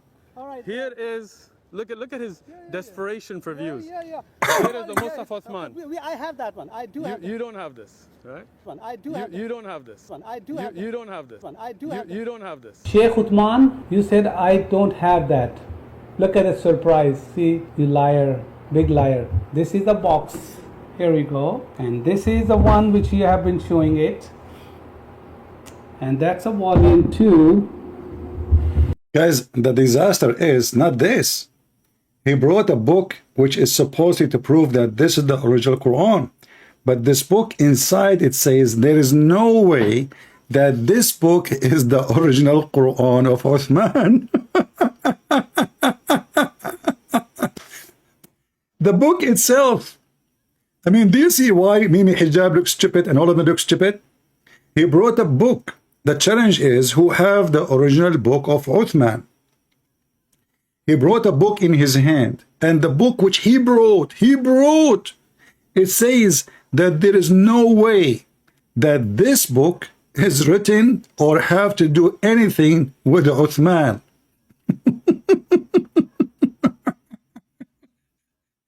And this is what happened to Mimi Hijab today. He asked us to Ibn Jawzi, Al-Asfahani. We go there, we see both of them, they agree with us against him. The donkey, the ketchup boy there, he came with the book in his hand. The Quran speak about the Muhammadan. The Quran speak about Muhammadan who carry the Torah the same as donkey carry it.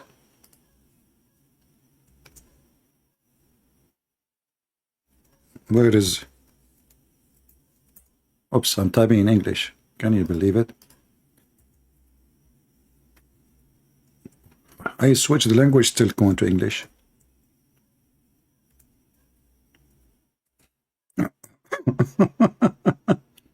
Chapter 62, verse number 5, speaking perfectly about the Muhammadan.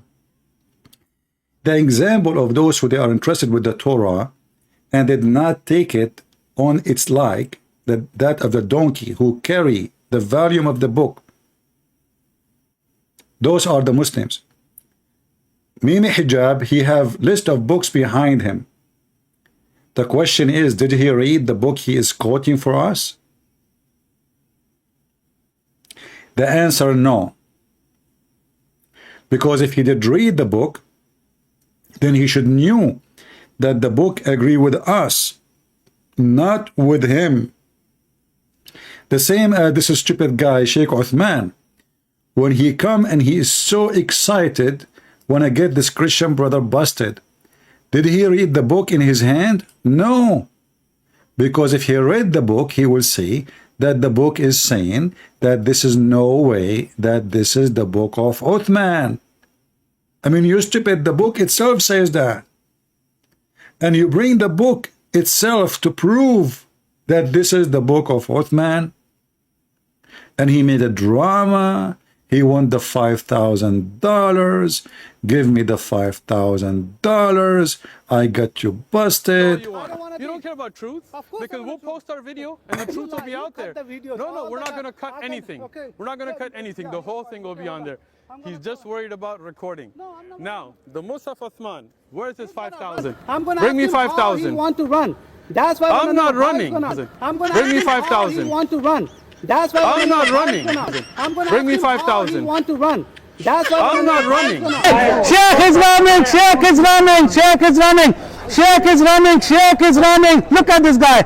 They're acting like a sheikh. All right, sheikh is running. I'm here. So just wait. Just because, look, I told you I was going to be traveling, and you guys put my picture in thumbnails that I wasn't even in. You're despicable. Now, you tell me, where is the 5,000 for the Musaf Uthman that I brought you? Let's see it. Let's see it. You heard him say that, right? He will give 5,000. Let's see him lie now. Just worried about views. Yes, you're right. Just wants to get popular. We're going to post the whole video. Post it. It's not about the truth. Yeah.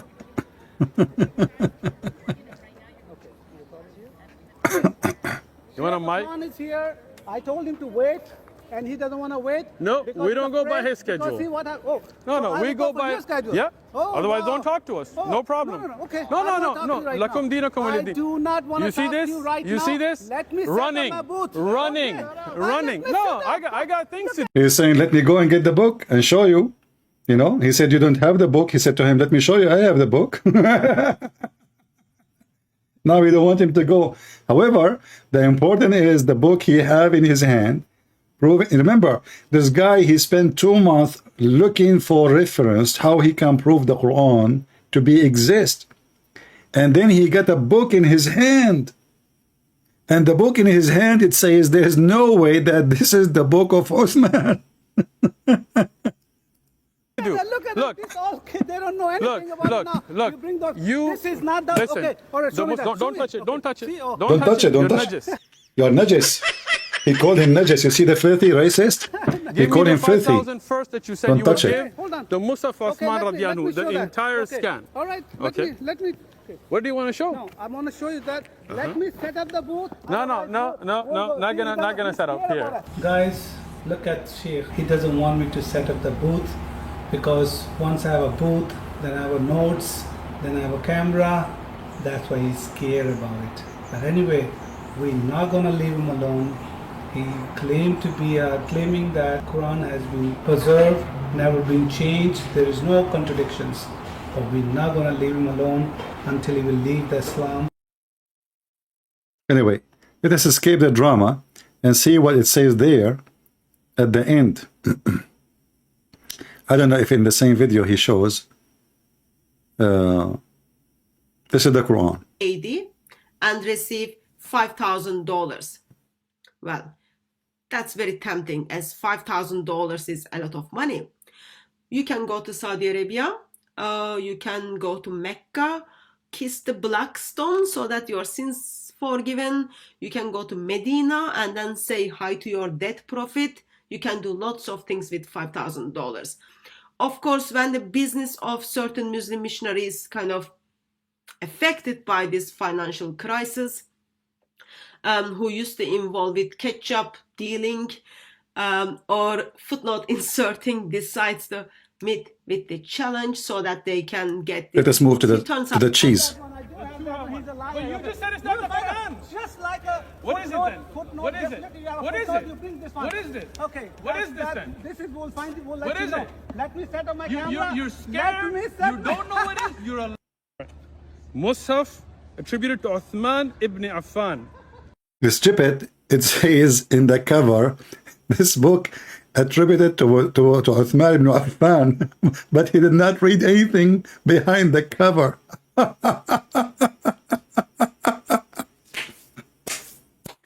And then behind the cover it says there is no way that this book is the book of Uthman.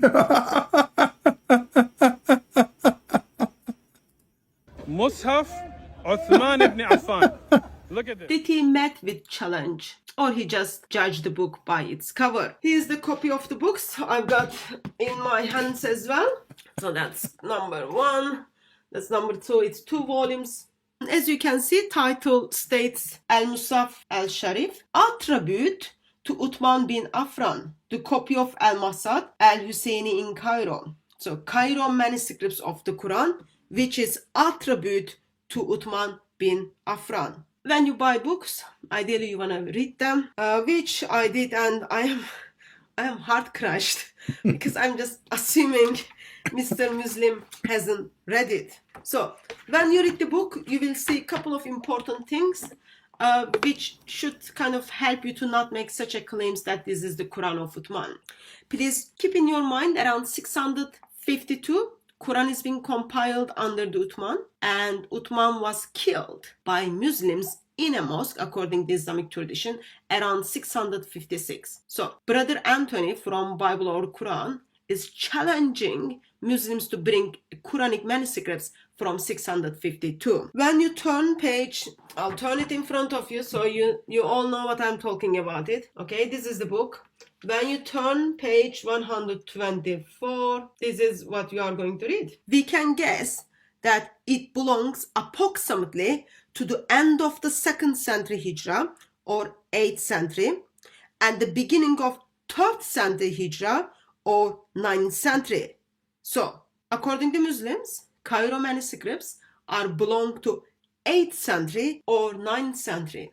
Uthman died in 7th century, 656. He compiled the Quran around 652. Of course, that was only page 124.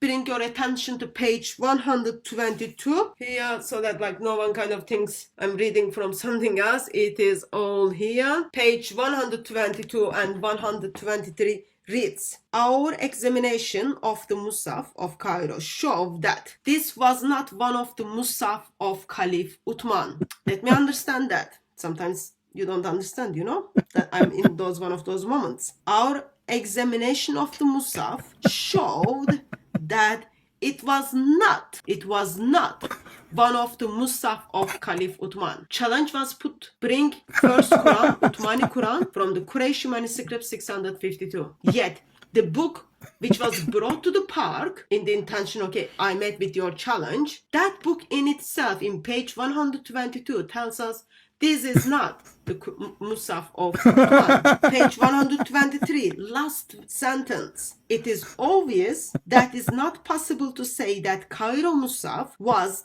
one of the Musafs attributed to the Caliph Uthman. It's obvious.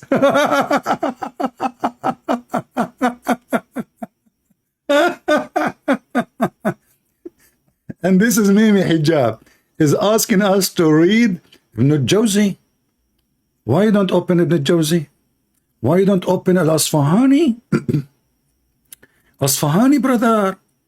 This is a scholar in Arabic. He have even Arabic dictionary. Open Al-Asfahani. We go to Al-Asfahani, chapter 1, verse number, page number 579. It says it clearly, Al-alaqu wa huwa ad-damu al-jamid. The alaq is the dead blood. Wal-alaqa is what the baby is made from. I cannot believe how filthy, lying this religion is. How they have zero ethic. But I say, thanks to the Lord, they are satanic, yes. They are demonic, yes.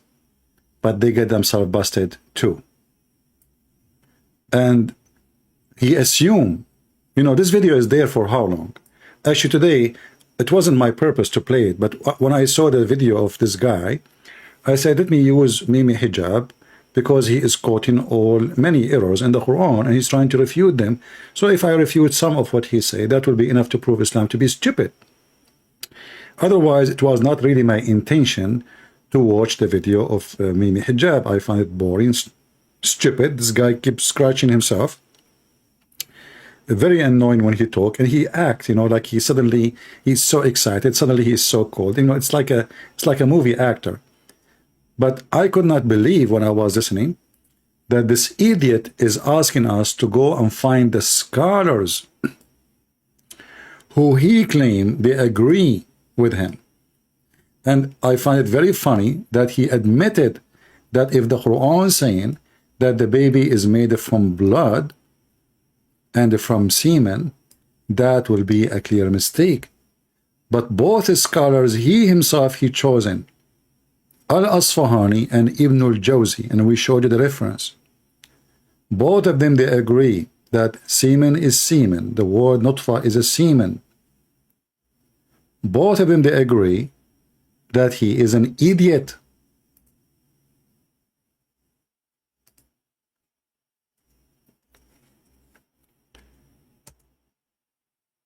When somebody try to make it or fix it,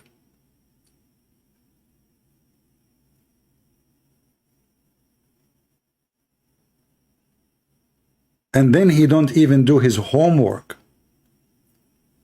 why he mentioned those two names? I will tell you why. Because somebody else told him he is a donkey, he never opened those books, he never even know where they are located. For if he ever opened the book, he will see what I see, and then he will never choose this book to use it. There's no way he saw this book, he read the book, and yet he is saying what he is saying. This is a statement from somebody did not ever read the book. Nutfa suddenly does not mean anything except water. But even the Quran, when you speak about water, that means semen.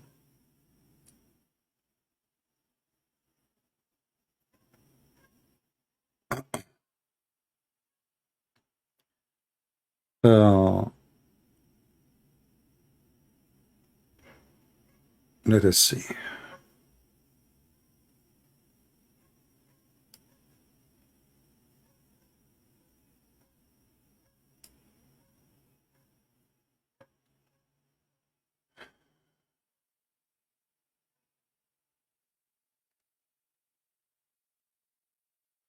Let me open Skype to see if there is any Muhammad. I want to try his muscles with me and explain why Muhammad Hijab, he made this scandal exposing his prophet. Do you think that Muhammad Hijab is working for us? Asking us to read books which is agreeing that Islam is stupid? Did he or he is doing that in purpose? Behind the scene, he is an anti-Muhammad. My Skype is open. If you are a Muslim, text me, please. I see nothing but Christians. If you are underage, never text me. I will not answer you. Somebody texts me saying, I'm a Christian, I'm 16 years old. Sorry, my friend, I will not contact you. You can post in the chat if you want. I don't speak to minors in private. I don't speak to Christians anyway. You want to call me, you can call me live on air when I say Christian can call, and you have to be adult, no 16 years old. I have a question. Did Muhammad forbid eat pork? Don't send me questions here in the stupid Skype, silly questions. Muhammad eat pork.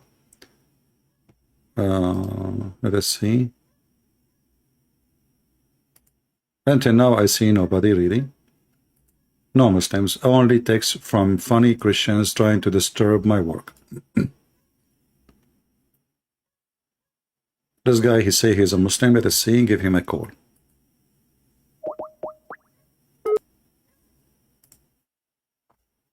We are calling this Muslim. Let us hope he is there. Doesn't look like it, so we skip him. Don't send me text in Skype, say to me, God bless you. You are not helping, you are disturbing.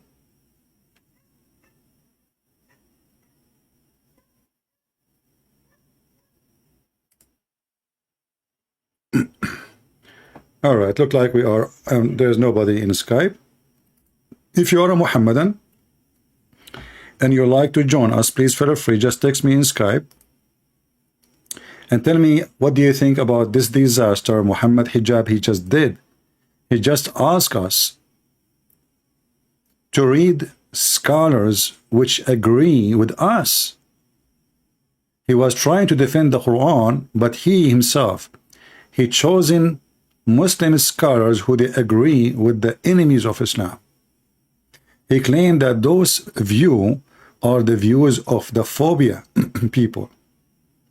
You will find those claims in anti-Islamic website. And he asked us to read what scholars they say. And he chosen names for us.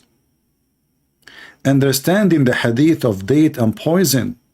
Let us see what this one's saying. Sound interesting. I like medical. All over the anti-Islamic apologetics type websites. Notice only anti-Islamic website they have their question. Muslim they have no questions because who dare to ask questions? They will chop his head. Anti-Islamic website. Okay, tell us, Mimi Hijab. And it's in their publications and their videos online, which is a hadith which says that the Prophet Muhammad sallallahu alaihi wasallam said, "Man tasabbaha bisab'a tamarat ajwa la yadurruhu summun wala sihr." That whoever wakes up and consumes 7 dates of ajwa kind, that poison will not afflict him, and sihr, which is magic, will not afflict him. And they say this is an unscientific type of hadith, because they say, how could it be the case when the chemical agents or properties within the dates, there's nothing within them that would indicate to us from a scientific perspective that they could be immunizing to things as chemically destructive as poison. So how can you understand this hadith? And doesn't this hadith fly in the face of 21st century scientific discovery? Now, first, in order to answer this question, let's take a look at what some of the commentators of this hadith of 4th time have mentioned. So, for example, Al-Khattabi, who is a scholar of the 4th century, died 388 AH, he says actually it's not because of a specific property within the dates. He says there's nothing within the date that actually has that immunizing capacity. He says, La li khasiyya fi tamr. It's not because of a specific characteristic or attribute within the date. وَإِنَّمَا is because of the da'wah of the Prophet Muhammad sallallahu alaihi wasallam, or the blessings of the da'wah of the Prophet Muhammad sallallahu alaihi wasallam. And many of the scholars have looked at this hadith in this kind of way. Ibn al-Qayyim said no, it's for a special time and a special place, and it's not applicable to us. Al-Qurtubi said it can only be seen to be applicable to us if it goes through the experimental method and succeeds, in the sense that we can actually prove that the dates are in fact immunizing to poison. And this shows us that the commentators of hadith had a very sober approach to science and hadith, and science and Quran. They understood that sometimes these are two separate areas of jurisdiction, if you like, and sometimes they have an overlap. Now, before we continue with this hadith, the opinion of Al-Khattabi, which says it's not a specific property in the date, seems to be well represented if we look at other hadiths, because there's another hadith which the Prophet Muhammad sallallahu alaihi wasallam, he told us in the what you call the evening supplications of Azkar al-Masa, which we should all be making, by the way, Azkar al-Sabah wal-Masa, beautiful supplications we should be making in the morning and the evening that will cause protection for us and so on. One of these words of protection is أعوذ بكلمات الله التامات من شر ما خلق. That I seek refuge with the perfect words of God from the evil from which He created. And the Prophet Muhammad sallallahu alaihi wasallam, he said about this, he said, whoever says this, لم يضره شيء. He said that whoever says this, nothing will afflict him, or no harm will afflict him. Now wait a minute. If the date hadith was intended to be an immunization, a physical or chemical immunization, then how comes we find similar or even more generic types of terminology used in other hadith? If you think about this, this cannot mean it's a physical thing, because this is a supplication which doesn't necessitate any consumption of anything physical at all. So this hadith of the dates, from that perspective, it follows that it wouldn't be because of the properties of the date, but it's because of the ibadah or the worship of doing it. Can you believe it? People, can you believe it? This is because they worship. If this is because they worship, okay, we will go with you. So if you worship, you will not die by poison.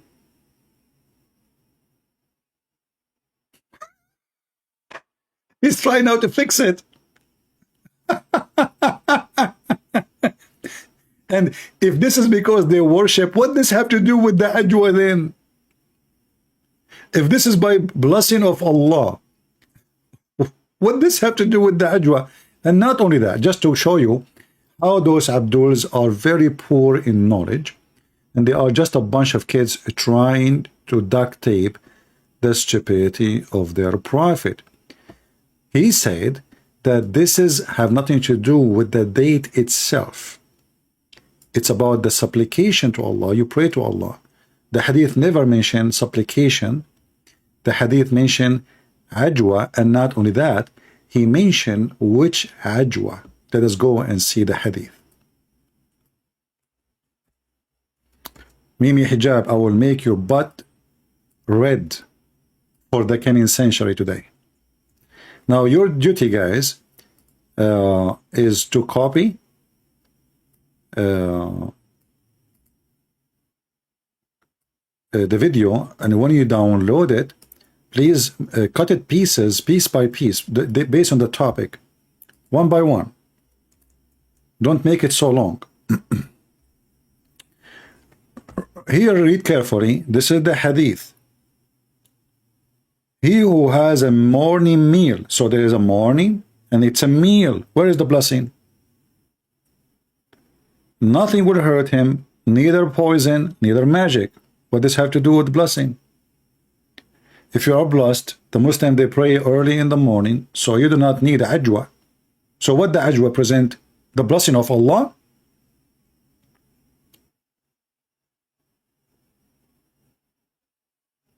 As you see, nothing here about supplication or prayer. And not only that, Muhammad, he mentioned how many ajwa you have to eat. If you eat 6, it will not work.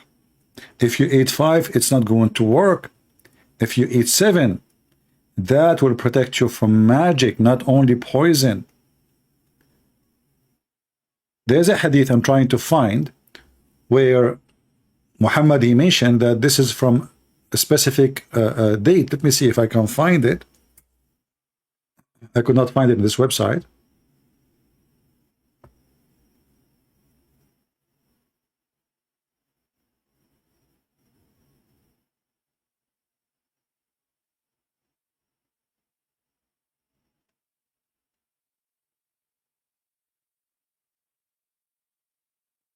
Let us see.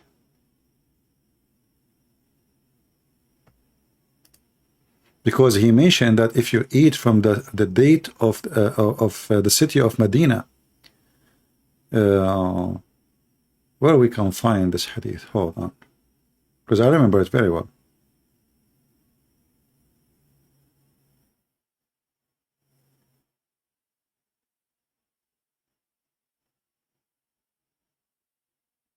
And now the Muslims, they are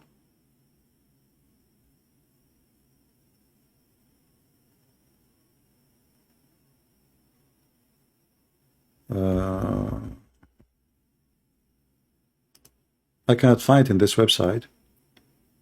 But anyway, what kind of excuse that this is a blessing from Allah? Same time, I will go with Mimi Hijab.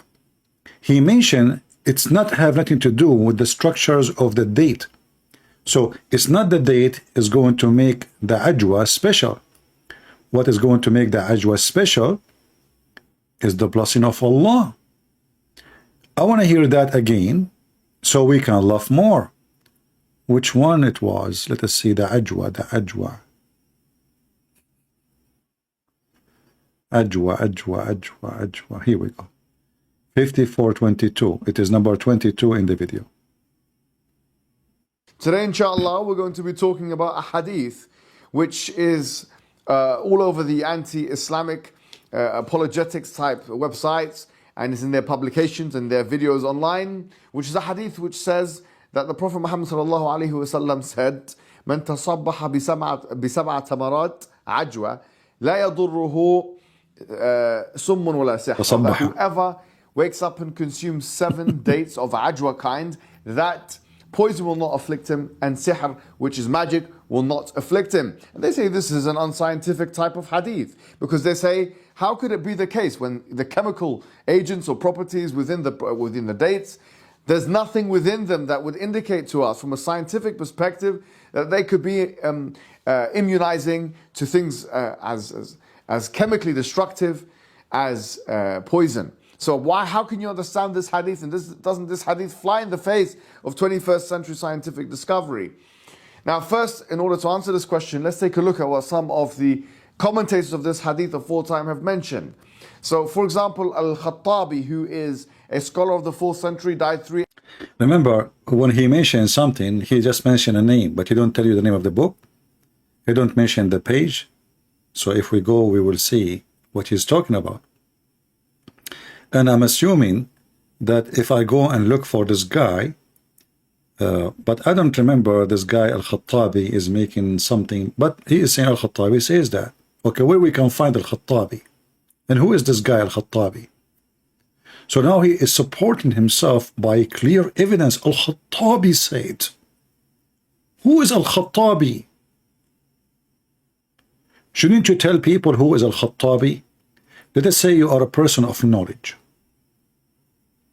And now a person, you are claiming that those people, they are not doing their homework. They are not doing academic study. Is that how academic study is done? You say Al-Khattabi and that's it? Who is Al-Khattabi? What's the name of the book? Which page? Which volume? And what he said, show us on the screen. Same time, why you want to take what he say? What is his authority? And now look what you did. What you just did is very embarrassing. It is not the date will protect you. What is going to protect you? Listen carefully.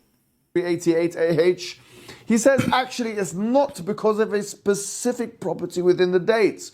He says there's nothing within the date that actually has that immunizing capacity. He says لا لخاصية في التمر. It's not because of a specific characteristic or attribute in the date. وإنما is because of the da'wah of the Prophet Muhammad sallallahu alaihi wasallam, or the blessings of the da'wah of the Prophet Muhammad sallallahu alaihi wasallam. And many of the scholars have looked at this hadith in this kind of way.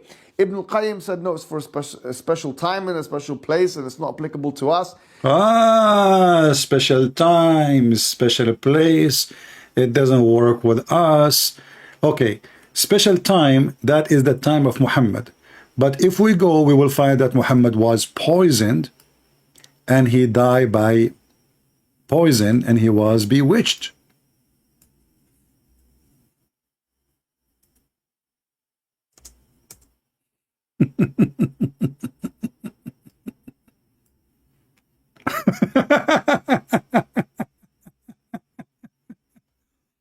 Listen carefully, brother. Ibn al-Qayyim, he said, that work only for a specific time and a specific place. Ajwa have to do with a specific time and a specific place. But the person who come with the advice himself, he was bewitched by magic, according to Muhammadan, to the point he is illusional. He don't know what he is doing, including his sex was fake. And he himself, he died literally by poison. So Ibn al-Qayyim, he said, it is only for a certain time, certain place. Is Muhammad included in the place on that and the time? If there's anyone in Islam is more blessed than Muhammad, is he himself the one who is giving you advice? He is not included in the advice. Do you see how stupid they are when they try to duct tape the stupidity of Muhammad? The one who is advising you to eat ajwa, he mentioned that there are 7. He did not mention that this is only for a certain time, certain place. So where you are getting this from? All of this is a solution for the stupidity. They notice the names of those who they are mentioning to you, those are not really early scholars, those are late scholars, who they are trying to defend Islam in the front of the Christians. So now, Muhammad, he said something proven to be false. How we are going to fight it back? We say, it was a blessing. Only at that time, only in that place, only in that location. But even that will not help them, because it was the bad luck of Muhammad that he had both. He died by poison like a rat, and he was bewitched by black magic. So if that is about a blessing, as Mimi Hijab, he said, obviously Muhammad is not blessed.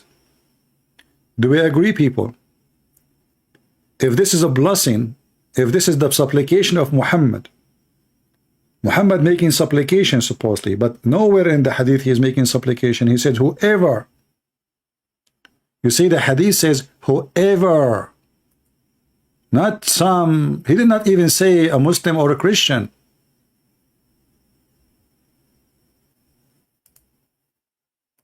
Let me find you the hadith and put it in the front of you on the screen. Whoever.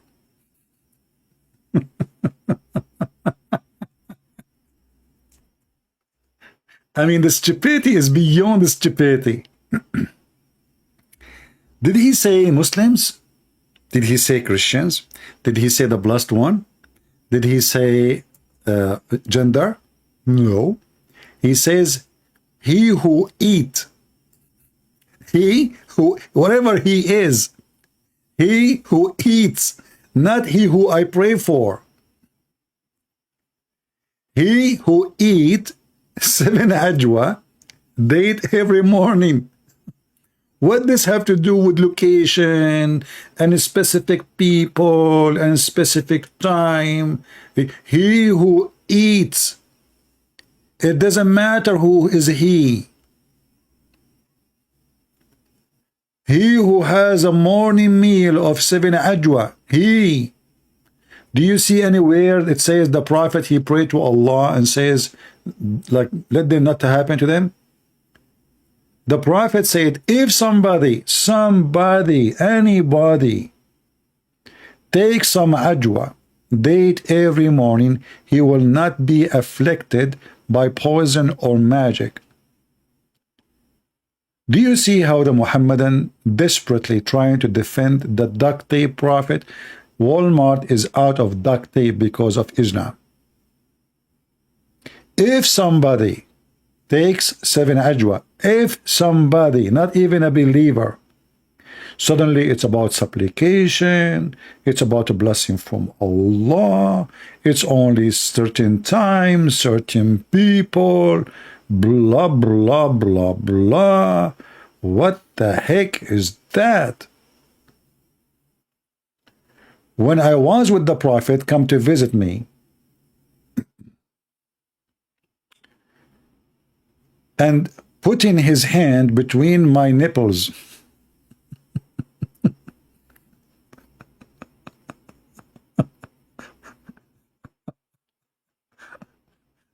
I hope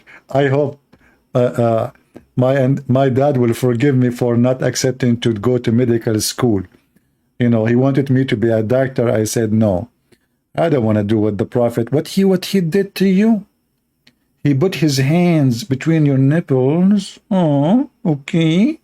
And I felt its coolness on my heart. He said, you are suffering from a heart disease. Look, what the heck? Muhammad, he put his hand between the nipples. I mean, is the heart in the middle of the chest? That's deep. So he put his hand between my nipples and I felt the coolness, and he said to me, you are suffering from heart disease. Go to Al-Harith Bil-Kalada, who belonged to Taif. He is practicing medicine, and get him to take 7 ajwa.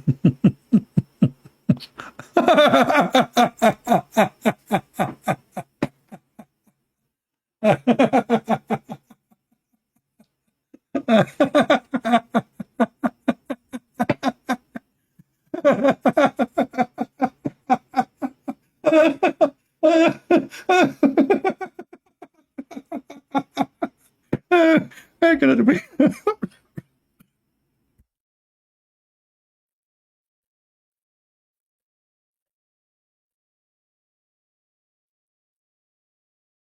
Sorry, I have to mute the microphone. I could not breathe. Oh boy. So the guy, he have heart problem. We give him 7 ajwa. And how the Prophet, he discovered that the guy, he have a heart problem.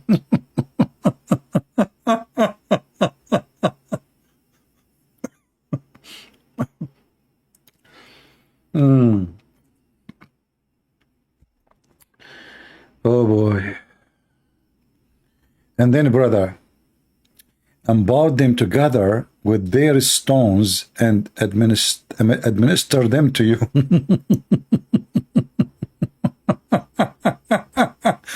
It's okay, brother. This was for that time. Now it doesn't work for heart problems. So at that time, if somebody have a heart problem, and how the Prophet, he discovered that the guy have a heart problem, he put his hand between his nipples.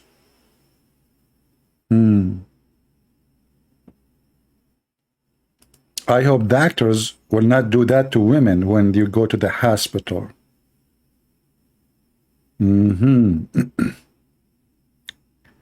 Here there's different story.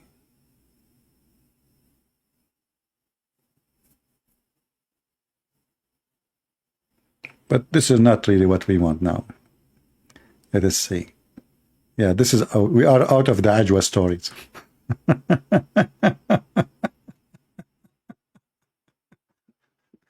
And the poor Mimi hijab, brothers and sisters. Yes, a scholar, they say, this is not about the date. The date is not really, does not have any. Yes, we have to agree. The date is not really, scientifically, this is not accurate. So obviously the Prophet never meant that. The Prophet, he was talking about something totally else. Totally else, brother. It was about specific time, specific location, and blessing. And then we find that Muhammad himself, he died because of a poison. And Muhammad himself, he cannot even differentiate between real sex and fake sex. To the point he imagined himself having sexual intercourse with his wives. But in fact, he did not do it. As you see in Sahih al-Bukhari, Aisha, she said, look at the title of this chapter, brother. The manner of adab. The Prophet continued for such and such period, imagining that he had sexual intercourse with his wife. In fact, he did not. But remember, this is the effect of the ajwa is because of the blessing. So are you saying to me, Mimi Hijab, that your prophet have no blessing? This is why the 7 Ajwa did not work with him. It worked only with those have a blessing. Is that why he died because of poison? Is that because he have no blessing? I don't want to forget your prophet. He says, I feel now that the poison I ate is getting my aorta, which is mentioned in the Quran, that if Muhammad fabricating Quran, Allah will cut his artery.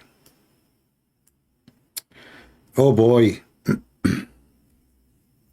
Muslims, who of you will dare to download my video, put it in your channel, give it to you, Mimi Hijab, and let us see what he will do, and ask him for the sake of the shin of Allah. Are you stupid or what? Are you trying to fix it now? So the prophet, he mentioned 7 Ajwa because it is there is a blessing, and this is what will protect you.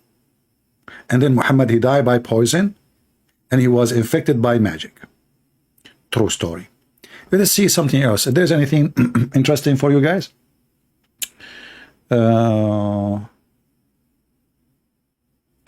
Did the prophet say the earth sit in the back of a whale? Today, inshallah, we're going to be talking about one of the most specious claims that has come out of this science error narrative, which is this claim that there's a hadith of the prophet which supposedly says that the earth is on the back of a whale and the whale is on the back of is balancing on some kind of a rock or something to this effect.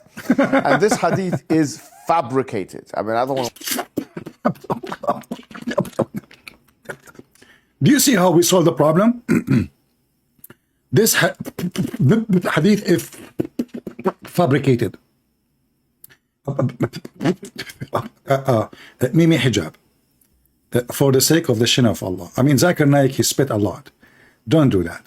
Listen, listen. As long it's fabricated, why it is in your book? People, listen carefully. As long the hadith is a fabricated hadith, why the Muslims, they wrote it in their books? Any Muslim can tell me? And if it is fabricated, how we can trust anything the Muslim they wrote about their prophet?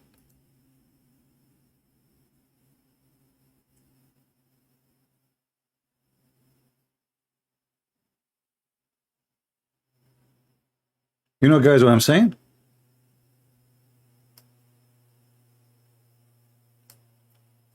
How you Muslims put it in your books? As an example, there's many scholars, they mention this, and they did not say it's fabricated. So later when the Muhammadan, they start noticing, you know, like remember, even like scholars which are famous for Muslim, like Ibn Kathir. Ibn Kathir is long after Muhammad. So now the world is different. The people, they knew there's the European, they discover a lot of things, and the Muslims, they are very much, you know, in touch with what's happening in the world.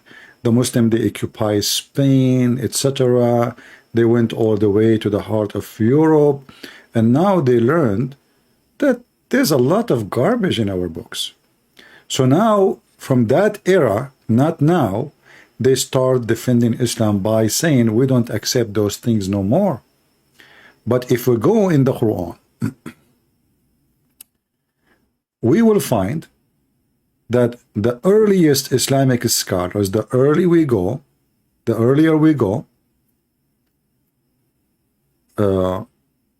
more we find that those stories are accepted. How come the Muslims did not notice that this is false?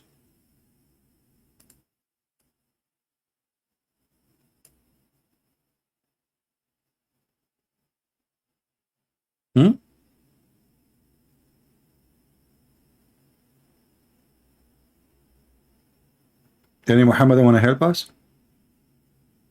If we go right now to the tafsir.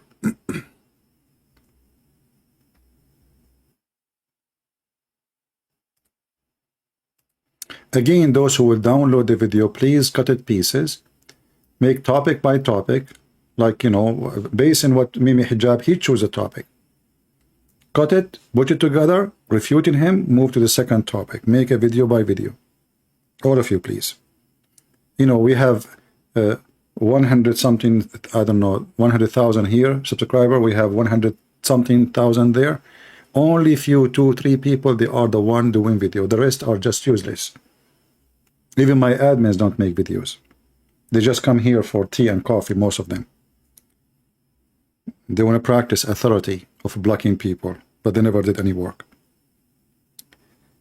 So if we go in the Quran, we will find this chapter.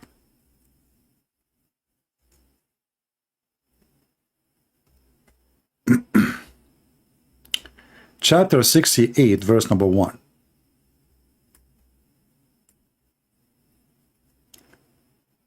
Remember, those who say this is in the top of the whale, they are lying. This is a fabricated hadith. Shall we go and read the interpretation made by Muslims so we can see if it's fabricated or not? Chapter 68, verse number 1. Let us go. This is Ibn Kathir, and this is their website, this is their translation, not me. Let us see if they are going to say it's fabricated. Let us see if they agree with some, they refuse some. Whatever they say, we will show it in the screen.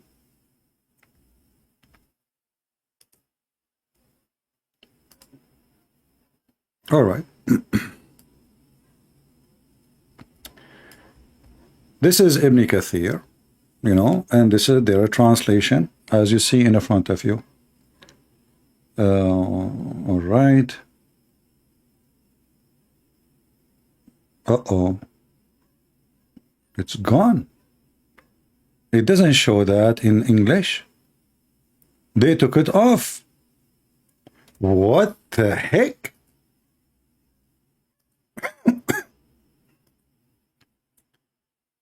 What's happening here?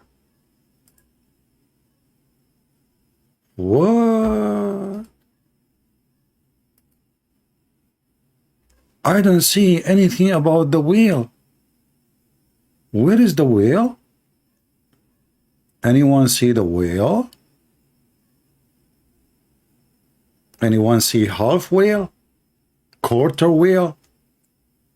I see no whale. The whale is gone. Something fishy. Let us go to Ibn Kathir in Arabic. Let me type first. Maybe the whale is here. I did not see it.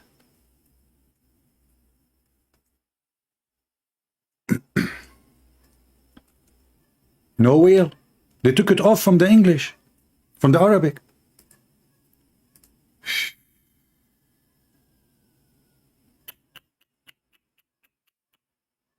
Hilarious, hilarious, brother. Hilarious, hilarious. All right. Let us see.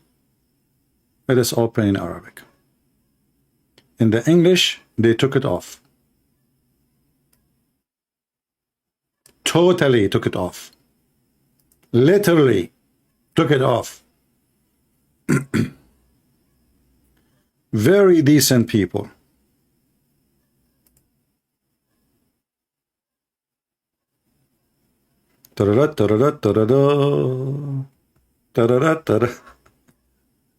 Guys, this is Ibn Kathir in Arabic.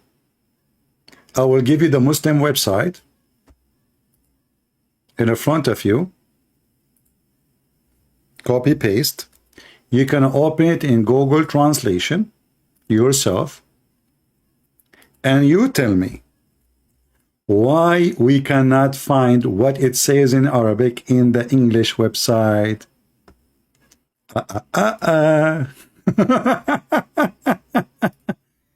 Guys, there's a dog far away is barking.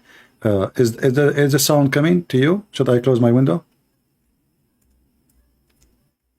Are you annoyed by a sound of a dog? Let me know, please, if the sound is coming to you annoying. So this is the Arabic page of Ibn Kathir. Let us see in Arabic and how he used the difference between the Arabic and the English. I did not see it in English. So let us see. It says here, وَقِيلُ الْمُرَادَ بِقَوْلِهِ نون حوت عظيم على تيار الماء العظيم المحيط وهو حامل الأرضين السبع كما قال الإمام أبو جعفر بن جرير. Let us translate. Remember, this is naive hadith. This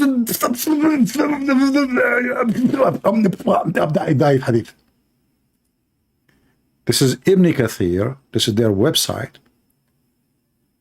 Ibn Kathir, as you see, Ibn Kathir, volume number 8, page number 184.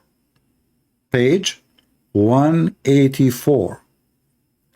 The interpretation, and it was said, what was meant by this saying, his saying, which means the Quran, noon, that are noon, is a great whale on the ocean, great stream of water, and it bears the seven earth, as Imam Abu Ja'far ibn Jurayr, he said, and Ibn Bashar. It turned to be that those guys are a scam. And they call him Imam. Mimi Hijab, he said it's a fabricated hadith. Imam Abu Ja'far, he said it is not. Ibn Bashar, he says it is not fabricated. Mimi Hijab, with his long hair, he said it is fabricated. Which one you will believe? I mean, let us be honest here. Mimi Hijab, especially when he act and he jumped behind the screen. And Ibn Abbas, we are getting now deep. Ibn Abbas is the cousin of Muhammad, and he is the one who Muhammad only prayed to Allah to make him able to explain the Quran. He named him actually as the ink of the nation of Islam, Ibn Abbas. Look what Ibn Abbas said. Things is getting complicated. Ibn Abbas said, first thing God created was the pen. Makes sense. Allah is very educated. He have educated the Prophet. He is illiterate, yes, but still he can use the pen to draw a donkey. He said, write. He said, what I should write, Allah? He said, write down the fate so it happened before the day, from the day until the day of the hour. Then he created noon. Man, that's things is getting exciting. What the heck is this noon? Guys, is the text coming clear to you? You can see it? Is the text clear? See, people, they are not inviting people. We don't even have 1,000 people watching. You guys are not inviting. You're just useless. Potatoes. Shame on you. May Allah curse you all. Look what happened to me. Allah cursed me. I don't even have a mirror at home. I don't dare to see myself. I'm scary. Allah cursed me, man. I know. There's a guy actually, he made fun of the miswak. So he put a miswak in his anus. Guess what Allah did to him, brother? He made him deliver a baby after 7 months. Yes, brother, yes. He's a man. He put the miswak in his anus, making fun of Allah. 7 months after, he gave a baby. Guess what? The baby looked like a rat. He have ears of a pig. He have a face of a rabbit. He have a tail of a rat. Unbelievable. True story. So aren't you afraid that Allah will do that to you too? Invite your friends so they can watch the science of Allah. So the first thing Allah created, he created the pen. He said, what I should write, he said to him, write whatever you mean, the fate of people. And then he says, create the noon. Okay. Then, and raised the water vapor. Aha. So the sky opened from it. That's deep. And the earth was spread out on the back of the noon. Noon is the whale. Remember that, okay? Just go back. The noon is the whale. So now the earth is in the top and the back of the noon.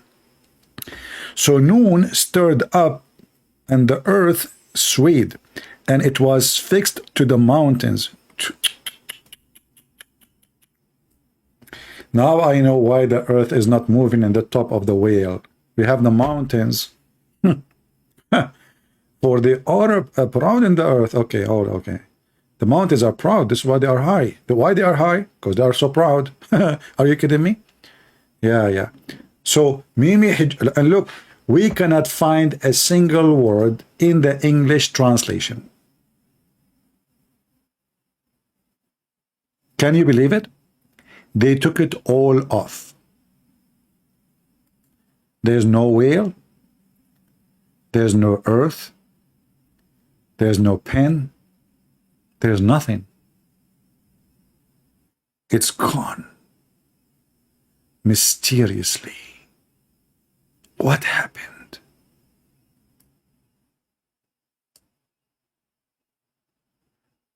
So when you learn about Islam from Islamic books in English, I assure you, you got nothing true. And the proof is in the front of your eyes. This is the same book supposedly they are translating. So why it's not there? I will tell you the solution. The translator, he said to himself, this is a piece of bullshit, excuse me. I'm not going to put this in my book. People will laugh at me. People will not even buy my book. People will laugh at Islam and Allah. Actually, I might even get hurt by Muslims for translating it.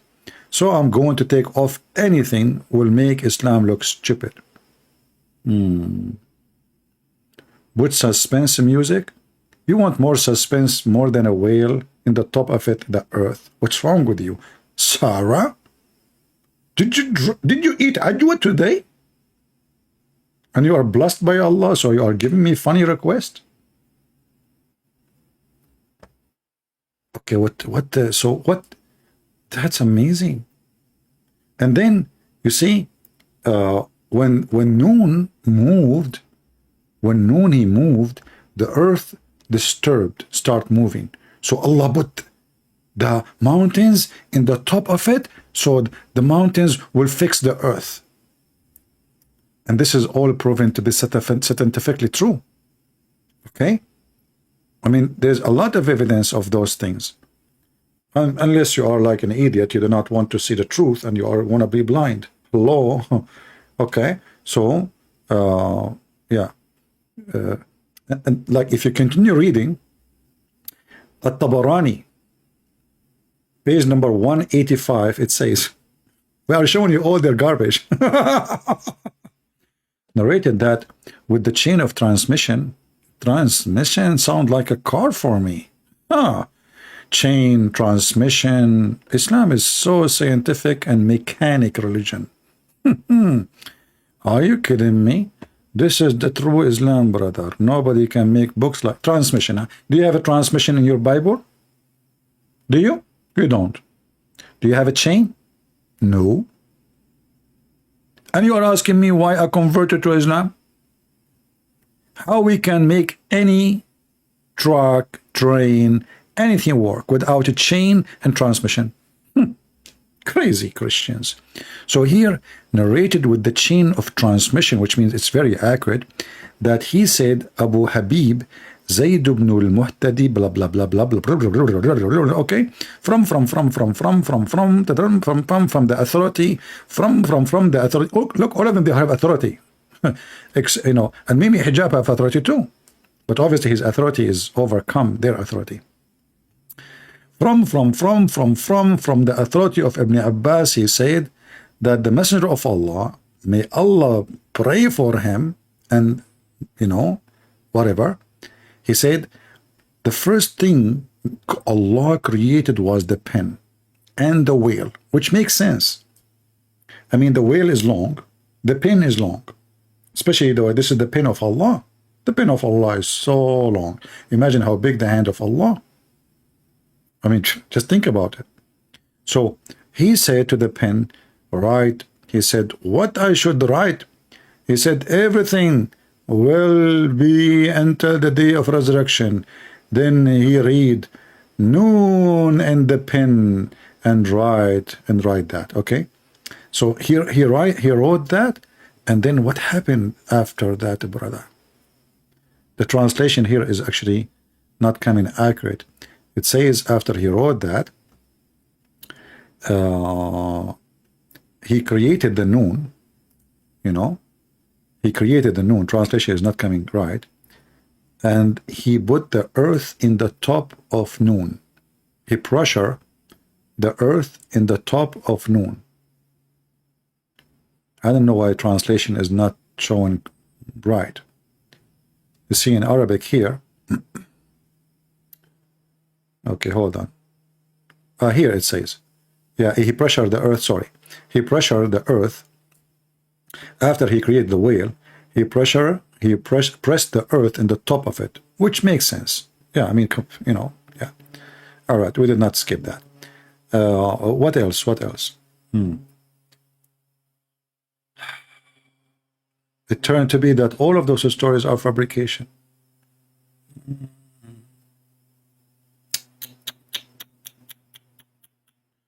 And actually here there's a hadith the same about if the women she have orgasm first, the baby will be a girl. If the man have orgasm, the baby will be a boy. Actually, this is in the hadith too, which is sahih.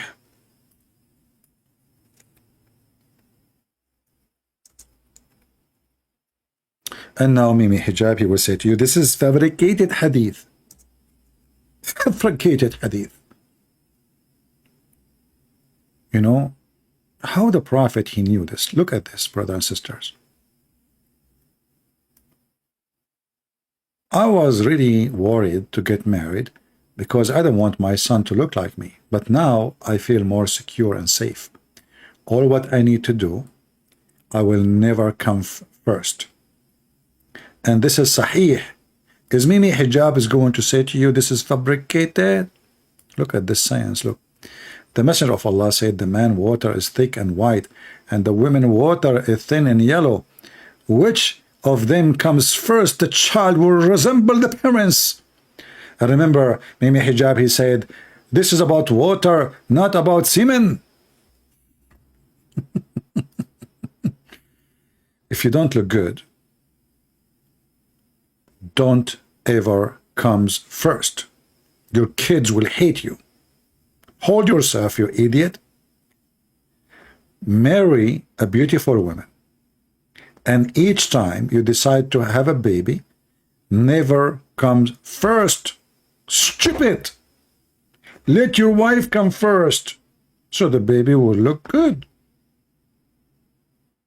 Why we don't listen to the advice of a prophet of Allah and his science, which is proven all the way to be scientifically correct? How many scientific study made based on this discovery? A lot. Actually, I believe that Joe Biden, when his father having orgasm, I think what happened, the reason for the defect, that both of them did not have orgasm. It was electric shot. Like this guy, he's born, he don't remember his name, he don't know what he's to go. He left the Korean president on the stage, he want to go downstairs, he don't know where is the exit. I mean, obviously, we knew now what's happening. Be careful. Who comes first will decide how the baby look like.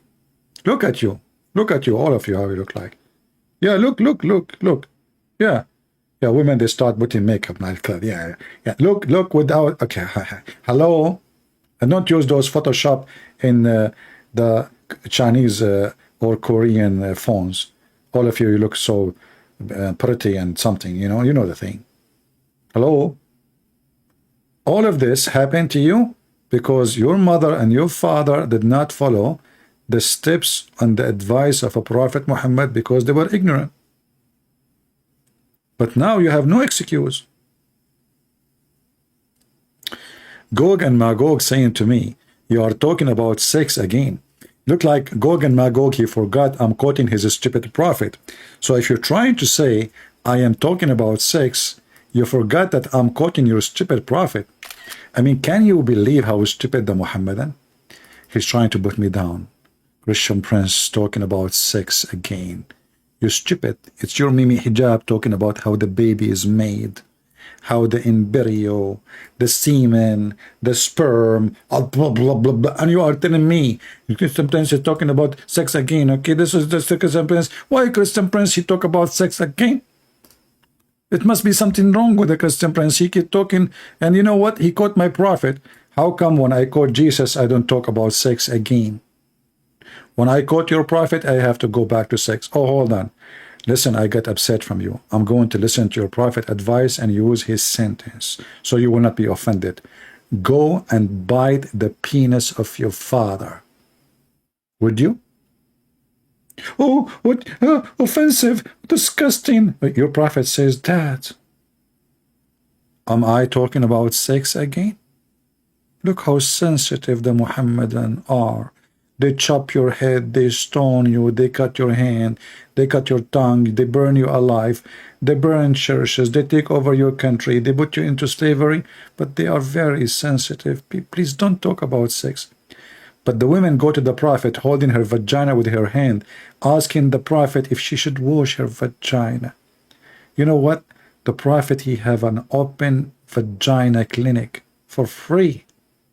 But if a Muslim come for advice, you have to pay, as the Quran said. If a woman, she have a question about vagina, the prophet, his door is open. Bring her. What happened to your vagina? Tell me. You saw a wet dream. Can you tell me the details? Shall we go back to Mimi Hijab? Or enough, guys, today? Is it enough? Maybe we should continue some other time, because his video is priceless. I don't know why I did not play his video a long time ago. Okay.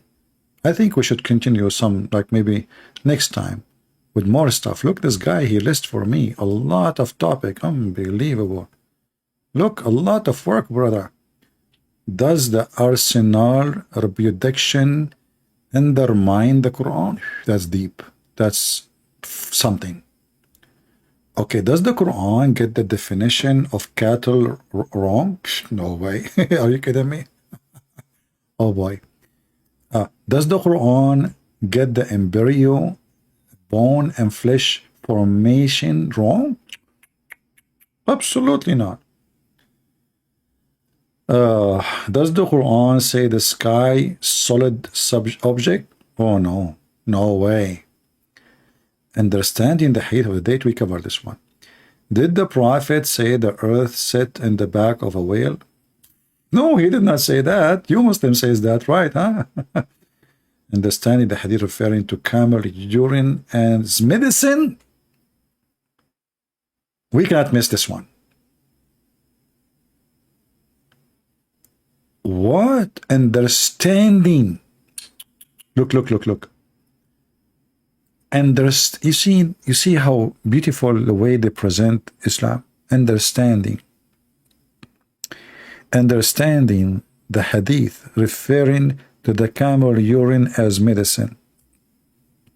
You know, the Muhammadan, they claim that they are following the teaching of the God of Moses. How? Right away they say to you, well, we forbid eating pork, but you eat camel and you drink their piss.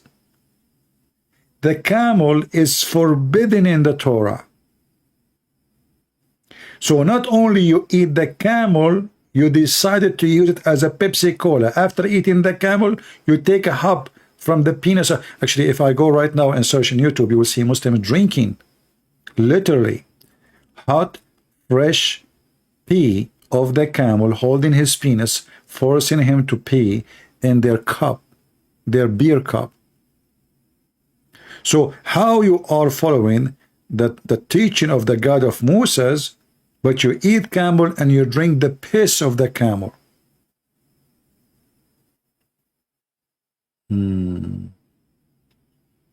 Sound complicated. So I think we will continue with this. Maybe next time I go live, I will give you now time to cut this video, make it short. And remember, I'm not keeping my videos. As you see, I cleaned all my videos from my channel. So now I have only 2 videos, have nothing to do with my video life. So if you care really to have them, download them, save them, don't blame me, because I noticed that in the same time that people always watch the last video. So if I make a video tomorrow, nobody will watch this video. They will stop watching it. I find that astonishing, that all the work we do, it make me feel it's a waste of time. I stay with you for a couple of hours, sometimes 5, 6, 7, sometimes more. Yet, people only what they care for, and this is what I notice, to join live chat. They are not coming here to learn. And this is why if I stop the chat right now, you will see how the number will drop. Many, they are coming just for entertainment. Many, they are coming for a comedy time because Islam is stupid. They just, they want to kill time. And they say, okay, in this channel, we laugh at Muhammad. And we are just killing the time. Those people are not welcome in my channel. I don't want fake numbers. I don't want to have 100,000. None of them is real person. He care for what we do. I prefer to have 40, 50, 60 subscriber who they are really hard-working Christians, warriors. The Lord, he has 12. Not 12,000, not 12 millions. And Christianity spread around the earth, even though still there's many areas Bible never reached them yet. 12 people, not 12,000. This is the power of those who they are warriors for Christ. The rest who they are just numbers, they don't count. They don't count for the Lord. They don't count for his day, the day of judgment. This is why I insist always to say to you, the Bible says clearly, from their fruits you shall know them. From their fruits you shall know them. And those who they are claiming to be Christian and they have no fruit, the Lord don't know them. And I don't know them too. We do commit sin every day, and I am not better than you. I sin in my thought. I sin in my desire. I sin in my sometimes disappointed with the things around me. Sometimes I feel like God is not taking care of the poor. God is not taking care of the one who defend him. God, but then I say, oh, I'm wrong. The Lord, he take care. But we have too much pain, and then we have to release the pain by blaming him. But he is not the one really causing the pain. So we pray that the true Christians will stand up and defend the faith, and they will become warriors for Christ. We confess our sin, not because we are proud of it, but because we are taking side with the truth that sin is against God. Islam is sin. Muhammad is satanic. And we have to confess that if we don't fight the satanic teaching, doesn't matter it's coming from who, we are guilty. The one who don't say no to the wrong, he is a partner with it. The one who don't fight against sin, he is a partner of it. Imagine you see a woman being raped and you keep going, you don't care. You are a rapist. If you see somebody molesting a child and you don't do something to save the child, you are the molester. If you see someone lying about Jesus and you don't do anything about it, exposing the liar, you are a liar too. For the one don't stand against evil is evil. And the one who don't fight evil, he is a partner of it. You can give yourself all kinds of excuses, but you cannot fool the Lord.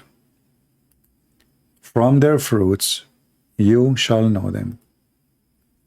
Why we don't want to learn? Let your fruits shine in the front of the Lord. Let your fruits speak for you, not your tongue. Let your fruits witness for you, no one else. Your fruit, my friend, is your identity, not your name, not your church name, not your position as a priest or bishop or even a pope. It doesn't count. Your fruits. And time will come and they will be asking you, the Lord will ask you, where is your fruits? What you've been doing? I sent you in a mission and you did nothing. You have no roots. This is why your fruit is not there. You have nothing. You are just a fake person, fraud. So I say, let us work for the Lord. Time goes fast, and you will be questions about what you accomplish. I spend every day almost hours with you, not for my sake, for the sake of your children's and for the sake of you, so you can have faith and nobody can deceive you and nobody can fool you. However, I cannot put faith in your heart. I cannot make you work for the Lord. It's a decision you do. So work for the Lord, stand up for the truth, and the truth will set you free. Thank you all for being here. This is your brother Christian Prince was serving you humbly for today. I hope you enjoy it, you learn something good. Download the video, share it with your friends, cut it pieces, make it small topics, and let your children watch so Muhammadan cannot fool them in your schools. They are professional liars. And your kids taught nothing by your priest, except wave your hand to Jesus. So when you go in the street, you or your son or your daughter or your wife, you do not know how to answer them, because they did nothing to teach you, for they are fake, false priests. They speak about love, but they forgot that the first message of love is to fight against evil, for the one who don't love is the one who don't fight evil, and the one who love is the one who fight evil. So what they do in the church, sit down, stand up, recite 2 verses for you from the Bible, and then we eat some cookies and we go home like the Muhammadan. That is not a church where Christ was. That is not what Christ used to do and never did. Preach it, fight for it, and even die for it, as all the disciples of the Lord, and himself he died for it. Those who seek life, they are dead forever. And those who seek death to earn life, they will live forever. And how you seek death? By simply don't care for death. You care for being truthful. Those who seek life by hypocrisy, by making money, by fighting for buildings and houses and cars, and they don't care what people say about Jesus. They don't care if the whole world become corrupt. They don't care if they are changing their gender and they are not advising them. They don't care if every woman is sleeping around. They don't care if every man became a pimp. They don't care. Those people are fake Christians. If you don't care, you know you will end where? I want to say thank you. May the Lord bless you. And until we see you soon again, Christ is Lord. Islam is a joke. And we laughed a lot today. Thank you, Mimi Hijab.